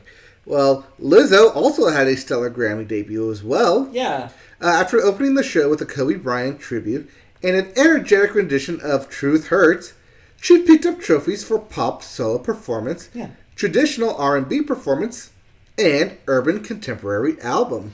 I think this was their way of giving her due without basically giving her best new artist. Yeah, Being like, we'll they gave her the her treatment from last year. right. Remember, her basically won everything. And then Yeah. Casey Musgraves Yeah. came up and won. Yeah, exactly. Which I thought was going to happen here, where they're giving everything to Billie Eilish, and then Lana Del Rey's going to come in and get album. Nope. Nope. Didn't happen. That's what I thought was going to happen initially, but Yeah. no. Well, the buzz seemed to be all about Billy, and sure enough, that's how it turned out. Right. Well, the other buzz of the show was Yeah. people figuring out and finally seeing Tyler, the Creator, So yeah, this is a complicated one too. as he won his first Grammy on Sunday in Rap Album category, beating 21 Savage, YBN Cordy, Meek Mill, and Dreamville. So He also performed during the award show. and since then, the conversation has been how do you say complicated? I think a lot of people are questioning who is or what is Tyler, the I think- Creator. so that's one half of it, is that there's a significant portion of the internet that's a little confused by him because he's not exactly the most upfront and clear artist that we have. in the Right. culture. Well, I mean, He's- the person who performed was not the person who accepted the award. He's purposefully kind of Vague? Yeah, he's purposefully vague. He has a character, and he but the other kind of half of the conversation has come from him specifically, where he sees his Grammy as kind of a backhanded compliment. The way he sees it is that because he won it for a category that is still called what was the category specifically? It's rap album. Rap album. But he was basically saying yeah, you gave me the rap album award for the album that I rapped the least on. Right. You listened to Igor, right? The record that he won for. No, you listened to I did. Igor for. I thought you may have listened to it as well. No, I it is stayed away from it. only barely a rap album. Okay. It's not the music that he makes anymore. And so he saw this as kind of they had to put me somewhere, and so they put me here. Not eligible for any of the other categories, but somehow this is where he ends up and this is where he wins. So then a conversation kind of started after that about what did there's codes that the Grammys are using for these awards, like urban contemporary, that are these really or what are these saying? What does that mean in 2020? Do these categories need to be broken off like this, or is it just because if they don't, will rap artists and R&B artists never win Grammys? The argument that he's making is no, put everybody in the main categories. Rap should be able to compete with these main categories. The music that he's making is pop music. It is popular. I mean, it was on our top charts for weeks on end. So yeah, it's been an interesting conversation, and so whereas he's happy, of course, that he got recognized, it also feels like a compromise. And it'll be interesting if we see some changes because of this in the coming years to these categories. Yeah, it's weird. It'll be interesting to see if he comes back to the Grammys. Yeah, we'll see. Yeah. We also have, just wrapping up the Grammys here, Yeah, the Nipsey Hussle earned 2 Tribute. posthumous awards, right. along with a tribute performance in his honor. The late rapper was remembered in speeches after winning rap performances for Racks in the Middle, as well as rap/sung performance for Higher. Yeah. Which also went to DJ Khaled, Yes. to which he wanted another one. Grammy went. Yes, he always does. And he also gave a shout out to his son, Assad. off Yeah. his album, Father of Assad. Assad. But yeah, I mean, overall, Grammy performances, yay, nay? I mean, the ones I saw, I didn't actually see the bulk of the show. I saw the opening. I saw the first, 30 minutes of it. Okay. I did not see the rest of it because I was at dinner. Okay, so were you able to see Blake Shelton and Gwen Stefani perform? Oh my god, that was horrendous. That was bad? Yeah, it was super bad. Oh, I thought it was a wedding song. I thought he was going to propose. You could have. I thought they were already married. No, they're dating. Okay. In the pre-show, they kept asking about a ring, and then they came up with this song, which is clearly a wedding our song together type style of song. But man, they could not be less interested in singing it on that stage. I don't know, It seemed like both of them were kind of out of it. They seemed more interested in just staring at each other than singing, which is why I thought that he was basically when he backed up at the very end that he was just going to drop on one knee, and I think a lot of people thought that. Also, just a programming note, to slot that right after all the Kobe tribute stuff felt really like whiplash. Yeah, but you're not they didn't know expecting that that. was going to happen right in the original planning. Right. Still, also, though, what are you going to slot there? The Nipsey Hussle tribute? I don't know, but man, it was rough. Just going to an award. Other than that, Camila Cabello serenaded her dad. Camila Cabello. Basically gave everyone in this generation and for years on end the father-daughter song to dance to. That song is on a record, and I remember when I listened to it, I was like, oh yeah, this is a cute dad song. And so, when I heard that she performed it here, I was like, oh, yeah, okay. Oh, no, she didn't just perform it. She had her dad Aww, sitting in her cute. seat in the front row. Yeah. And basically, as she was singing it, the camera kept panning to him. And then she eventually walked down the stairs and sang it right to his face. Aw, that's cute. And I was like, this is the father-daughter dance for the next 20-plus years. It's good. It is. Stuff. Anything else you want to say about the Grammys? Okay, sure, you gave it to Billie Eilish, but come on, who are you really going to give it to? I mean, you know what? I'm split about it. As much as I think that As much as I'm not hating on the album or hating on her winning, one, it could have been worse.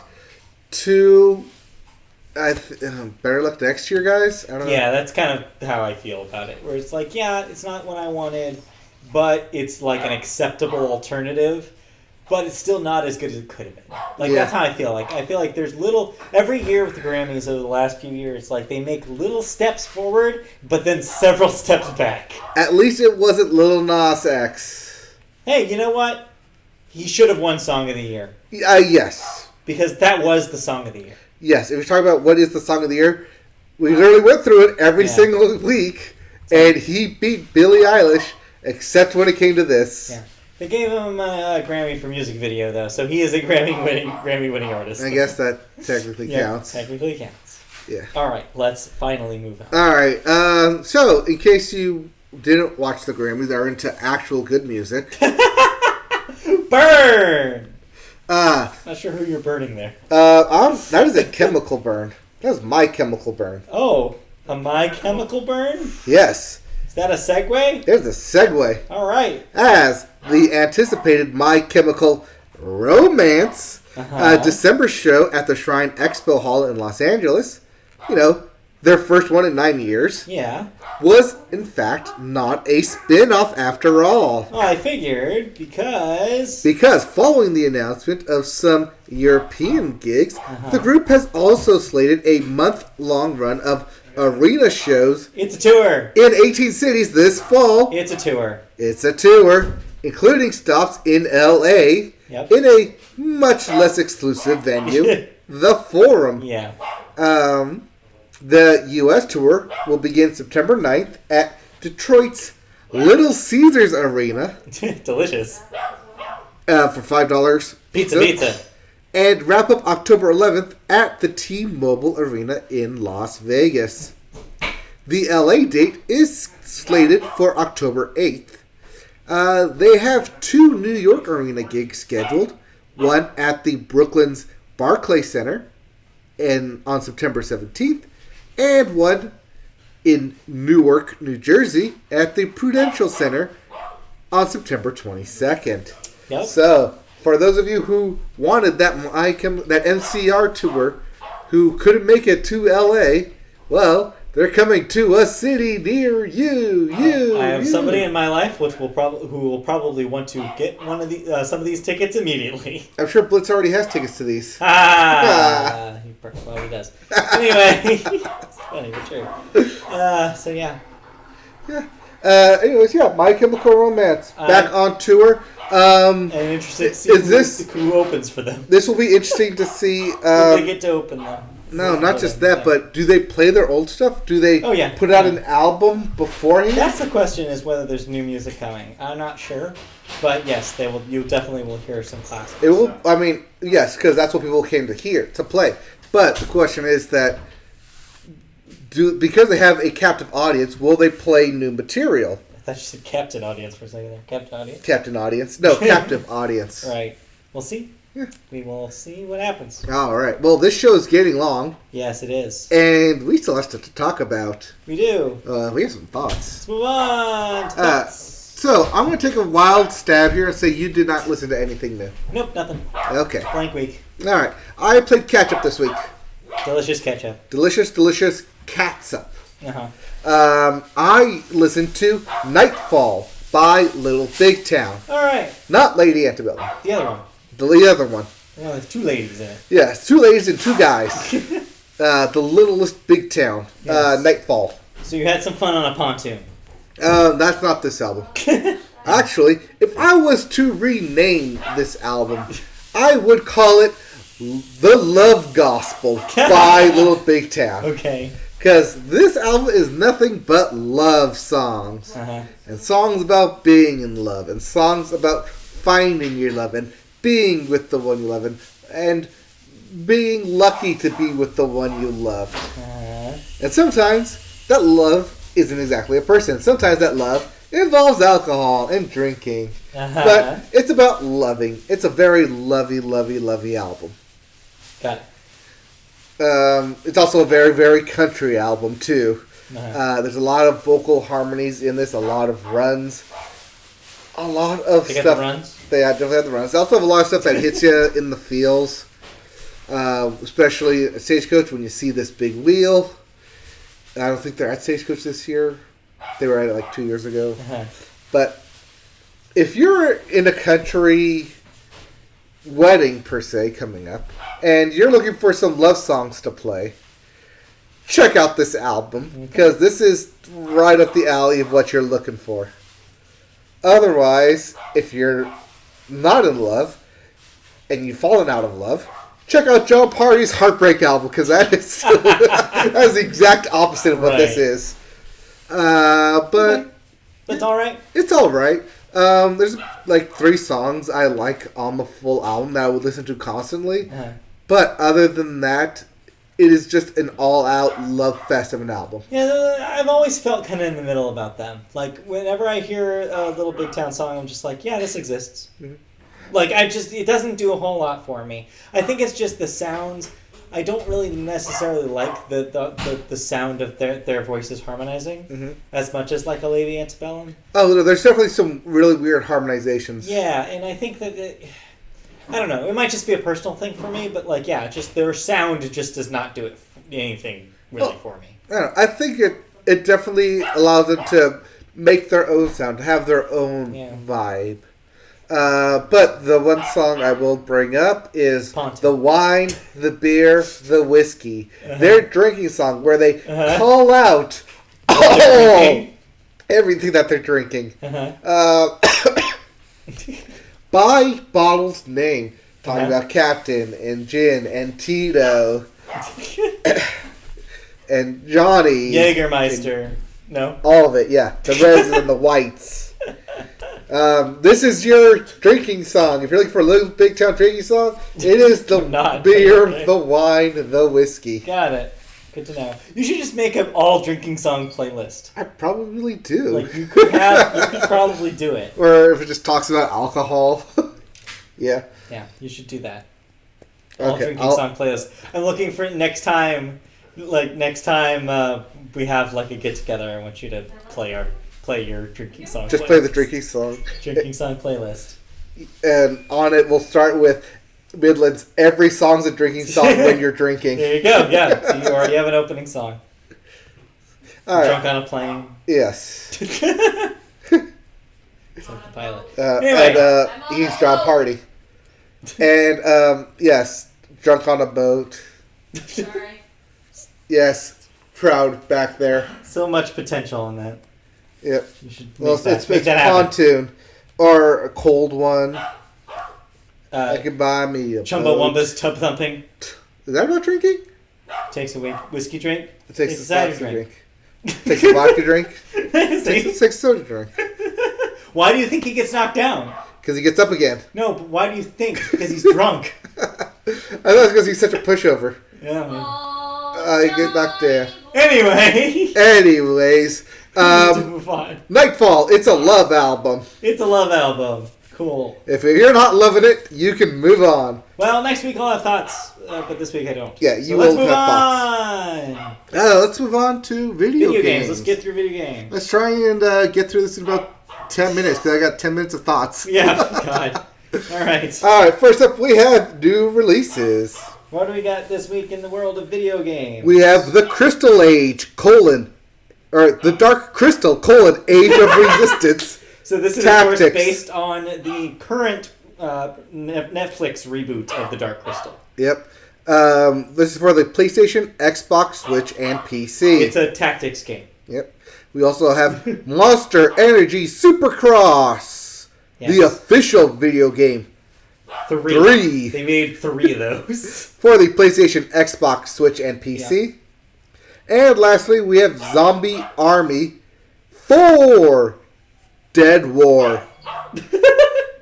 Zombie Army 4 Dead War. Which you could have told me that this is a made-up video game from a television show, and I would have believed you. But this is real, apparently. For the PlayStation, Xbox, and PC. Yeah. Alright. Let's go into actual video game news now. Let's do that. Alright. And we, of course, have a required Pokemon news story of the week. Yes, because ahead of Pokemon Home's launch in February, Nintendo have explained how the free and premium versions of the Switch and mobile app work, and how they interact with other systems like the Pokemon Bank. So yeah, Pokemon Home, as a refresher for those who may not remember, this is your new Pokemon Bank. This Yes. is an app for the Switch and your mobile phone, a home for all of your Pokemon to live. So you will trade Pokemon out of your games into this as kind of like a cloud storage mechanism. Yep. The short version, if you're Yeah. into the short version, which we are, We kind are of get in speedy this, here. in this moment. Yes. The short version is that Pokemon Home lets you link Pokemon games using your Nintendo account. Once you're once you're linked up, Okay. you can use Home to move Pokemon between games. Games supported at launch include Pokemon, Let's Go Pikachu and Let's Go Eevee, Mm-hmm. as well as Pokemon Sword and Shield, Yeah. with Pokemon Go support due in the future. Right. So eventually, you'll be able to take your Pokemon Go Pokemon and put them into the home alongside your Sword and Shield Pokemon. Mm-hmm. That will not be available at launch in February, but that will be down the line something that they add. It is worth noting that once a Pokemon is moved from Let's Go to Sword or Shield, it cannot be sent back. So this is the catch, and I think a lot of people are kind of upset about this. It's a one-way street. It's a one-way trip from the 3DS games, but from the Switch games, it's a both ways. Mhm. So you have to keep in mind that older Pokemon or Pokemon Go Pokemon, you will never be able to put them back where they came. Yep. Yeah. Is that right? Or is that... That's what my interpretation of it was. Because they showed a diagram that had No, I thought it was you arrows. can go into Home. Correct. and but then- it can't come back. No, I thought it can go back, but No. you can't go into Home, into Sword and Shield, and then back. No. So, my understanding is that the Switch games interact with Home reciprocally. Like, they can Just like how the bank was with the 3DS games. Right. Because that is the same ecosystem, you can take a Pokemon from Sword and Shield, put it in the home for a little bit, and then take it back from the home into Sword and Shield, vice versa. Right. That's something you can do. But because of the technology difference between Pokemon Bank on 3DS and Pokemon Go, once they're out of those ecosystems and in the home, they are stuck in the Switch ecosystem. Oh no. Yeah. So you can move them to Sword and Shield if they're on the compatible list, Okay. but you cannot move them back to your 3DS. Once they're out of the bank, they're out of the bank. So once they're in the home, they're in the home. Once you've moved them to the home, they're stuck there. That is their new perma home. Yeah, perma-home. The home is basically replacing bank. Right. They want the idea is they want you to move everything off of bank into home. Well, what about Pokemon Home Premium? You know, the paid version of the app. Right. Well, that also lets players transfer Pokemon from DS games like Sun and Moon using Pokemon Bank. Again, once a Pokemon is transferred from your bank via Pokemon Home, it cannot be sent back to the bank. Right. Pokemon Home Premium also adds the Judge ability, allowing you to quickly judge the strength of your Pokemon and increases the number of Pokemon that can be deposited and traded at once. So I want to clear this up a little bit because people I think are getting a little confused about what the Judge function is. It's not new. The Judge function is basically, it's like the Pokedex features in a Pokemon game. Right. It'll show you your breakdown of stats, it'll show you moves. You just won't be able to get all that information. Basically, you won't have a real Pokedex unless you do the paid version. That's all this is. Oh. Yeah. Well, free users can only deposit 30 Pokemon, for instance, while premium users can hold 6,000 Pokemon. So, if I, at my current Pokedex, have over 100 Pokemon in Sword and Shield. You would only be able to move them 30 at a time. Oh, only move 30 at a time? That's what it says. Or only have 30 at a time? I'm not exactly clear, because my understanding before you read that sentence was it was total of 30. But you just said for instance. It says for instance. Oh, for instance. I thought you said per instance. No. Okay, then yeah, maybe it is only a total of 30 with the free version. So you have to really like those 30 Pokemon. I guess. Or run the game 5 times with one different team. 4 different phones. Yeah. Is this something you will be getting? Oh, hell yeah. Well, I know. I want to move everybody off the bank. Yeah, you want out of the bank? Yeah, I want to... You want to make a withdrawal? Yeah, I'm going to withdraw. A mad rush on the bank? I want my Tropius, damn it. My Tropius. I've loved my Tropius so long. I want my Ash Greninja out. Yeah. Again, though, if they're compatible.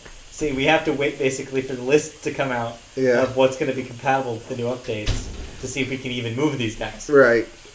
Into Sword and Shield, that is. You can move into the home. There's no problem moving. Well, yeah, that's what I want. I just want to move into the home. So, yeah. So, that'll be interesting to see what happens there.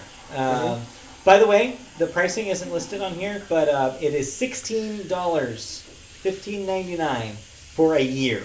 That is 3 times as much as the Pokemon Bank, because that was $5 a year. Yes, but also, this can do a lot more than Pokemon Bank could. Right, because Pokemon Bank could only go with the DS, whereas... Also, this is a phone app this time. One of the interesting things that I think is kind of the killer app about this app is that there's stuff you can do on the mobile app of Home that you would previously, in previous generations, have to do in-game, such as trade.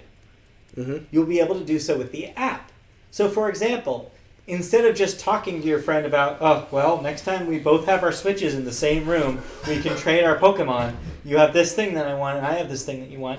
Instead, in a world where we all have our phones on us, this allows us to then take 2 Pokemon that we have in our homes already on our phone apps, and I'm just with my friend like, hey, do you want that Tangela? I got that Tangela for you. It's funny you mention that, We can just do because last Sunday I was talking to someone who had the Shield version, I had the Sword version, and how they were unable to get a Farfetch to complete their Pokedex. Right. I'm like, hey, I have a Farfetch. I got That you. damn thing won't evolve for me. Yeah. I was like, I could trade that to you.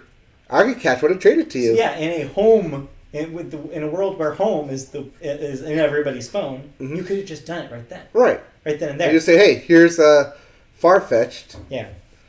The other part, for all of those people who missed the global trading system from the 3DS games, it's back in Mhm. home.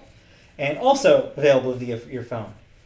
They even took it a step further. There's even like a box that you can put any Pokemon in and that you want to be traded away. Mhm. And without you even starting the trade, somebody else will trade with you automatically who also has a Pokemon in their trade box. It'll just happen. You'll get a notification like, oh, Tangela was traded and you received a Tyrogue. Something like that. I don't know why I just did two T's, but it was an example. But that does sound like something people That would trade sounds like, away. yeah, I'm going to give away this Tyrogue. Yeah. Because screw Tyrogue. But yeah, so it's like, it's a good idea. I expect to see a lot of like Zigzagoons in there. It makes Pokemon trading so much of now like an easy transaction to do. Mm-hmm. Compared to previous generations, that it's brilliant.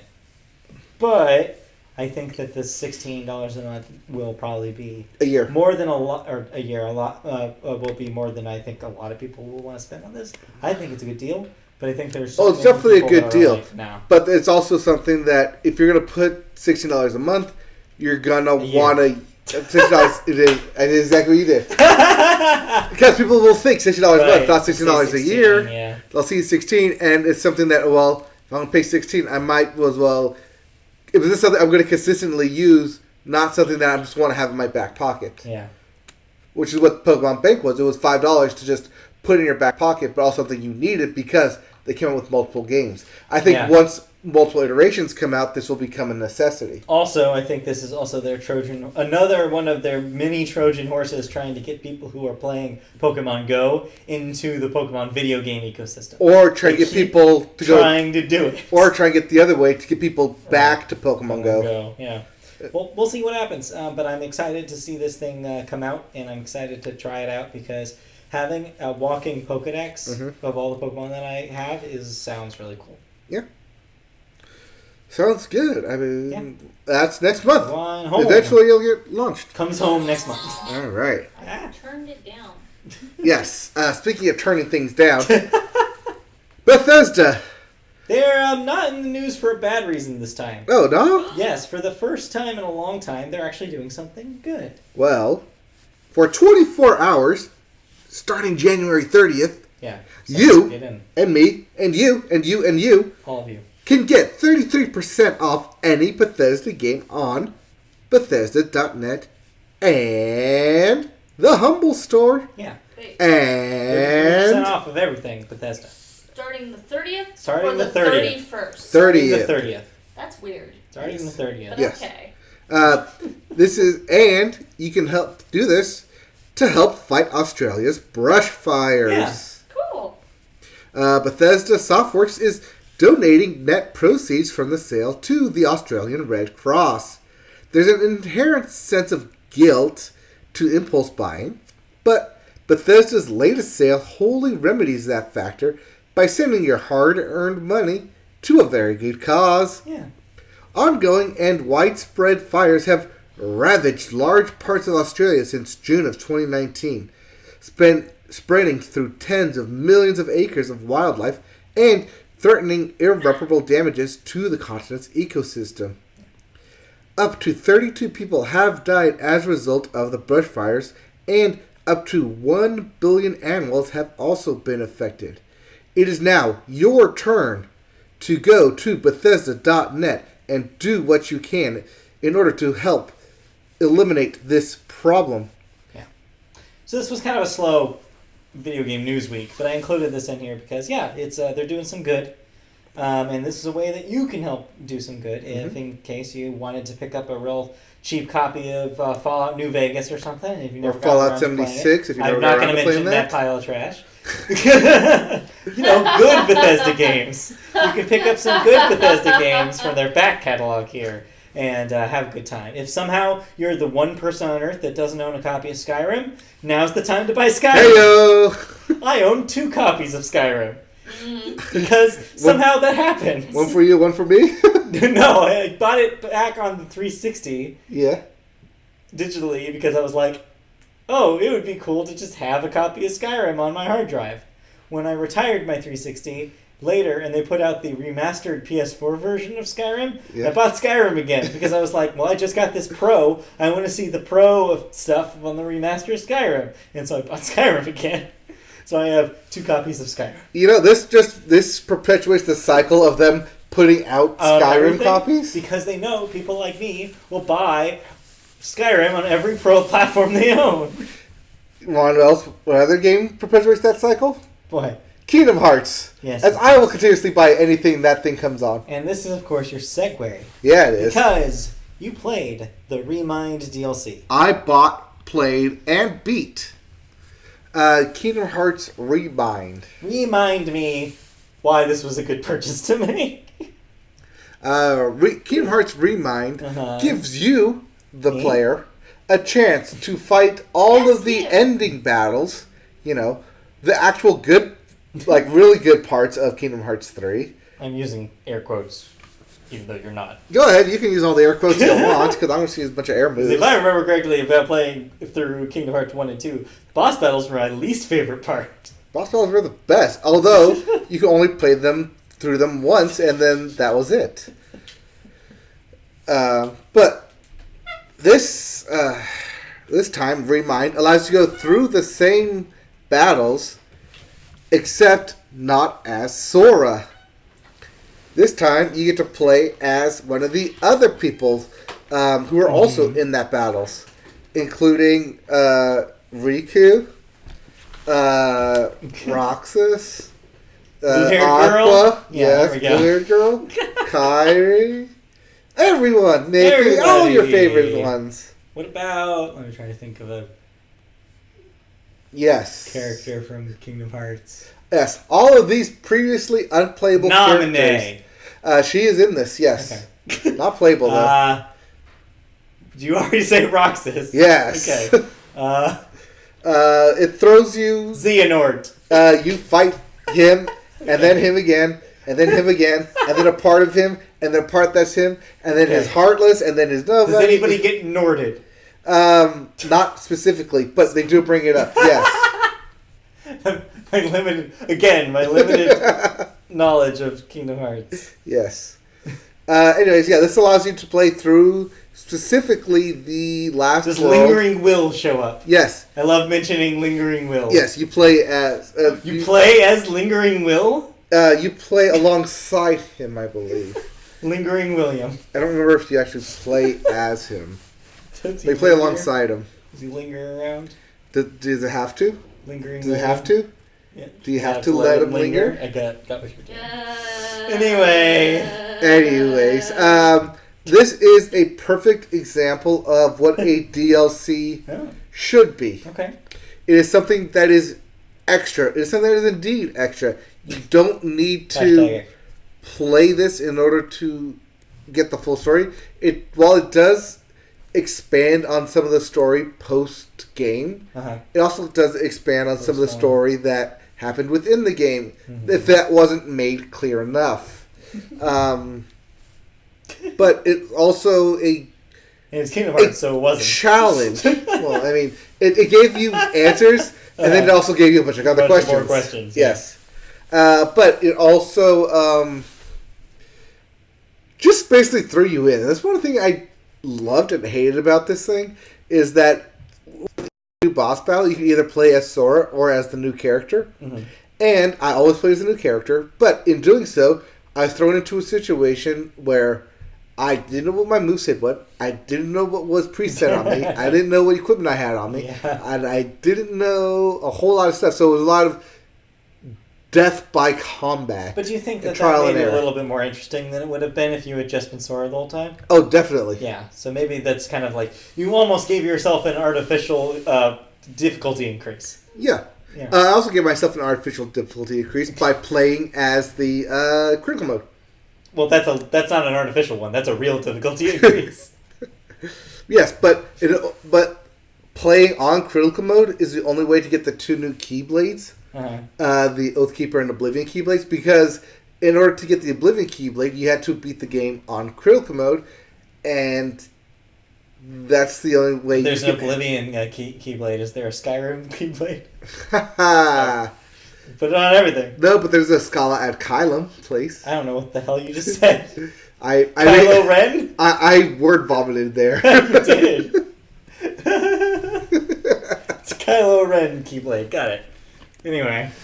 Anyways, it's yeah. Yes, I did give myself an artificial, but yeah, critical mode is the only way to get the 2 new Keyblades. Uh-huh. You can play through the game and able to get the Oathkeeper Keyblade because that's a picture one, a picture requirement. It's the Oblivion one that's more hardest, but I like the way they look, and I just ran with both those Keyblades in my slots. Yeah. Along with the Ultimate Weapon, because of course I have that.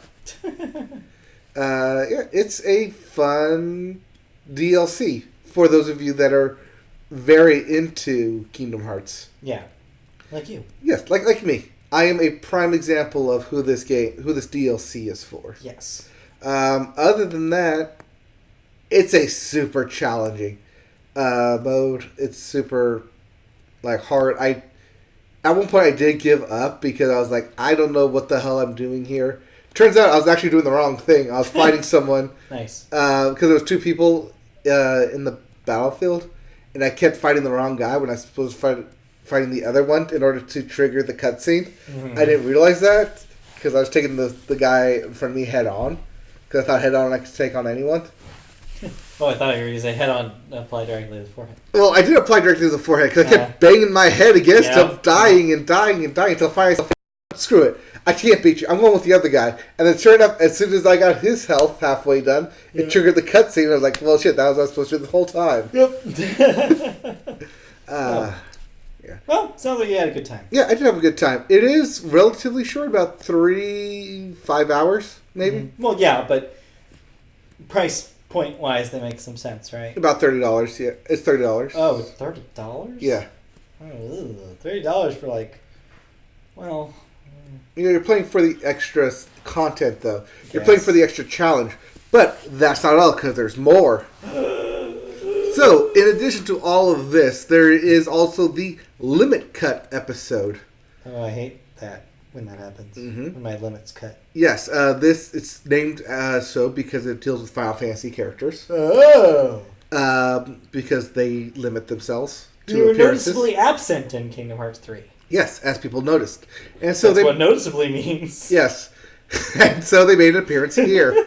But while they're there, they're only in limited cutscenes. Mm-hmm.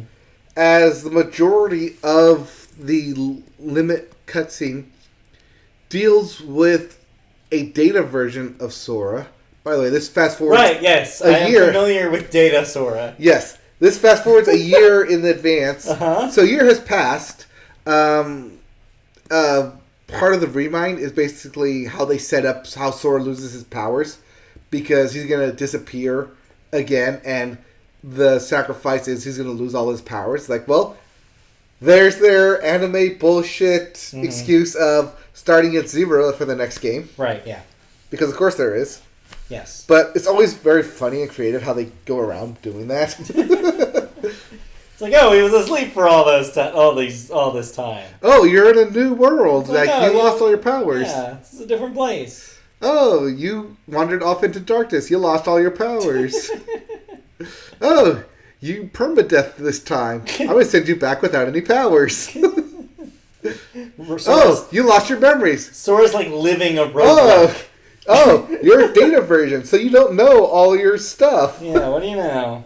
Uh, Data version. So yeah, this is that's Data Sora So confusing. battling data versions of Yeah. the end bosses, which once again get upped in the health and attacks, and just becomes another 13 round, a 13 door knockabout where you're gonna bang your head constantly trying to figure out how to beat these things. But it is exhilarating when you actually do finally beat them. Okay. It's just gonna take a while. This Data Sora stuff, that's all has ties to the mobile game, right?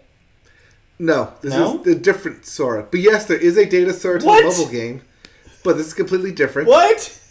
Also, the ties that people... Just when I thought I was making a connection, it's apparently wrong. This is a different Data Sora. Okay. How is there two Datasaurs? Because one is the data in the book, this one is data in a computer reconstruction. What book? Jiminy's Journals book. Oh, I thought I was about the Pooh book. No, but there's also a book of prophecies. But Is that not the Pooh book? Which one's the Pooh book? That is Pooh Bear's book. Yeah, but isn't there a world inside the Pooh Bear's book? Yeah. Isn't that, like, plot important for some stupid reason? It's that your heart can live on in memories of pages. It's, like, important to the plot of 3, right? Yes. Yeah. No. So when you say book, that's what I thought it was. No. No. Pooh Bear book is something completely different. Then also there's the Book of Prophecies, which is in a part of the other mobile game, the Kingdom Hearts Union Cross, which deals with the Book of Prophecies. That was the one I was talking about. That has nothing to do with Pooh Bear. But that has to do with Datasora, right? No. Ah! Okay, this is breaking my brain. Please wrap up. So, because I have not finished that, and I probably won't finish that, that is something that I'm going to put on a back burner where I want to get back into it and feel like doing it for the sense of accomplishment. Because after I beat all 13 of those bosses, then I get to face off against the hardest boss in all of Kingdom Hearts, or so everyone says. Because I get to face off... No.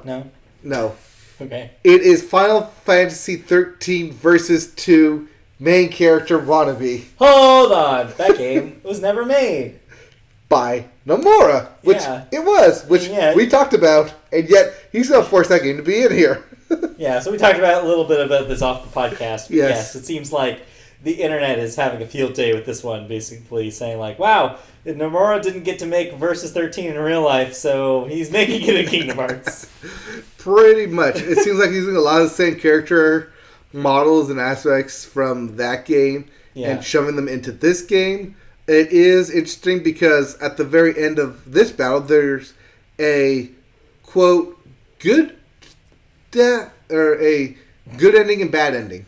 Yeah. One where you die and one where you defeat this new character, Yazora. What? Not to be confused with Sora. Sora? Yozora. Yo, Zora! Yozora, which is, I think, Japanese. Zora? I think it's Japanese for night sky, sure. Whereas Sora is just Japanese for sky. Oh. So it's Yozora. So it's like Dark Sora. Kind of. That's the aspect of it. Okay. If there's not already a Dark Sora. Yes, which there is. Of course there is. God damn it, this game. Okay. So every time I think I have something figured out, it's still wrong. Every time you have something figured out, it's yes, you're right in the naming, but wrong in where it is. But they're also doing something different with it. Yes. Okay. Anyway. Is there anything else you want to say about this? Anyways, so I saw both endings, and I think the internet has it back. You've seen Kingdom Hearts Remind from both sides. Yes, I've seen both the good and bad endings, and I think the internet has it wrong. Okay. I think you are supposed to lose that battle. Mm-hmm. As most people will do. The canon ending is losing that battle? Yeah, I think the canon ending is losing that battle, because what happens when you win that battle... Yeah.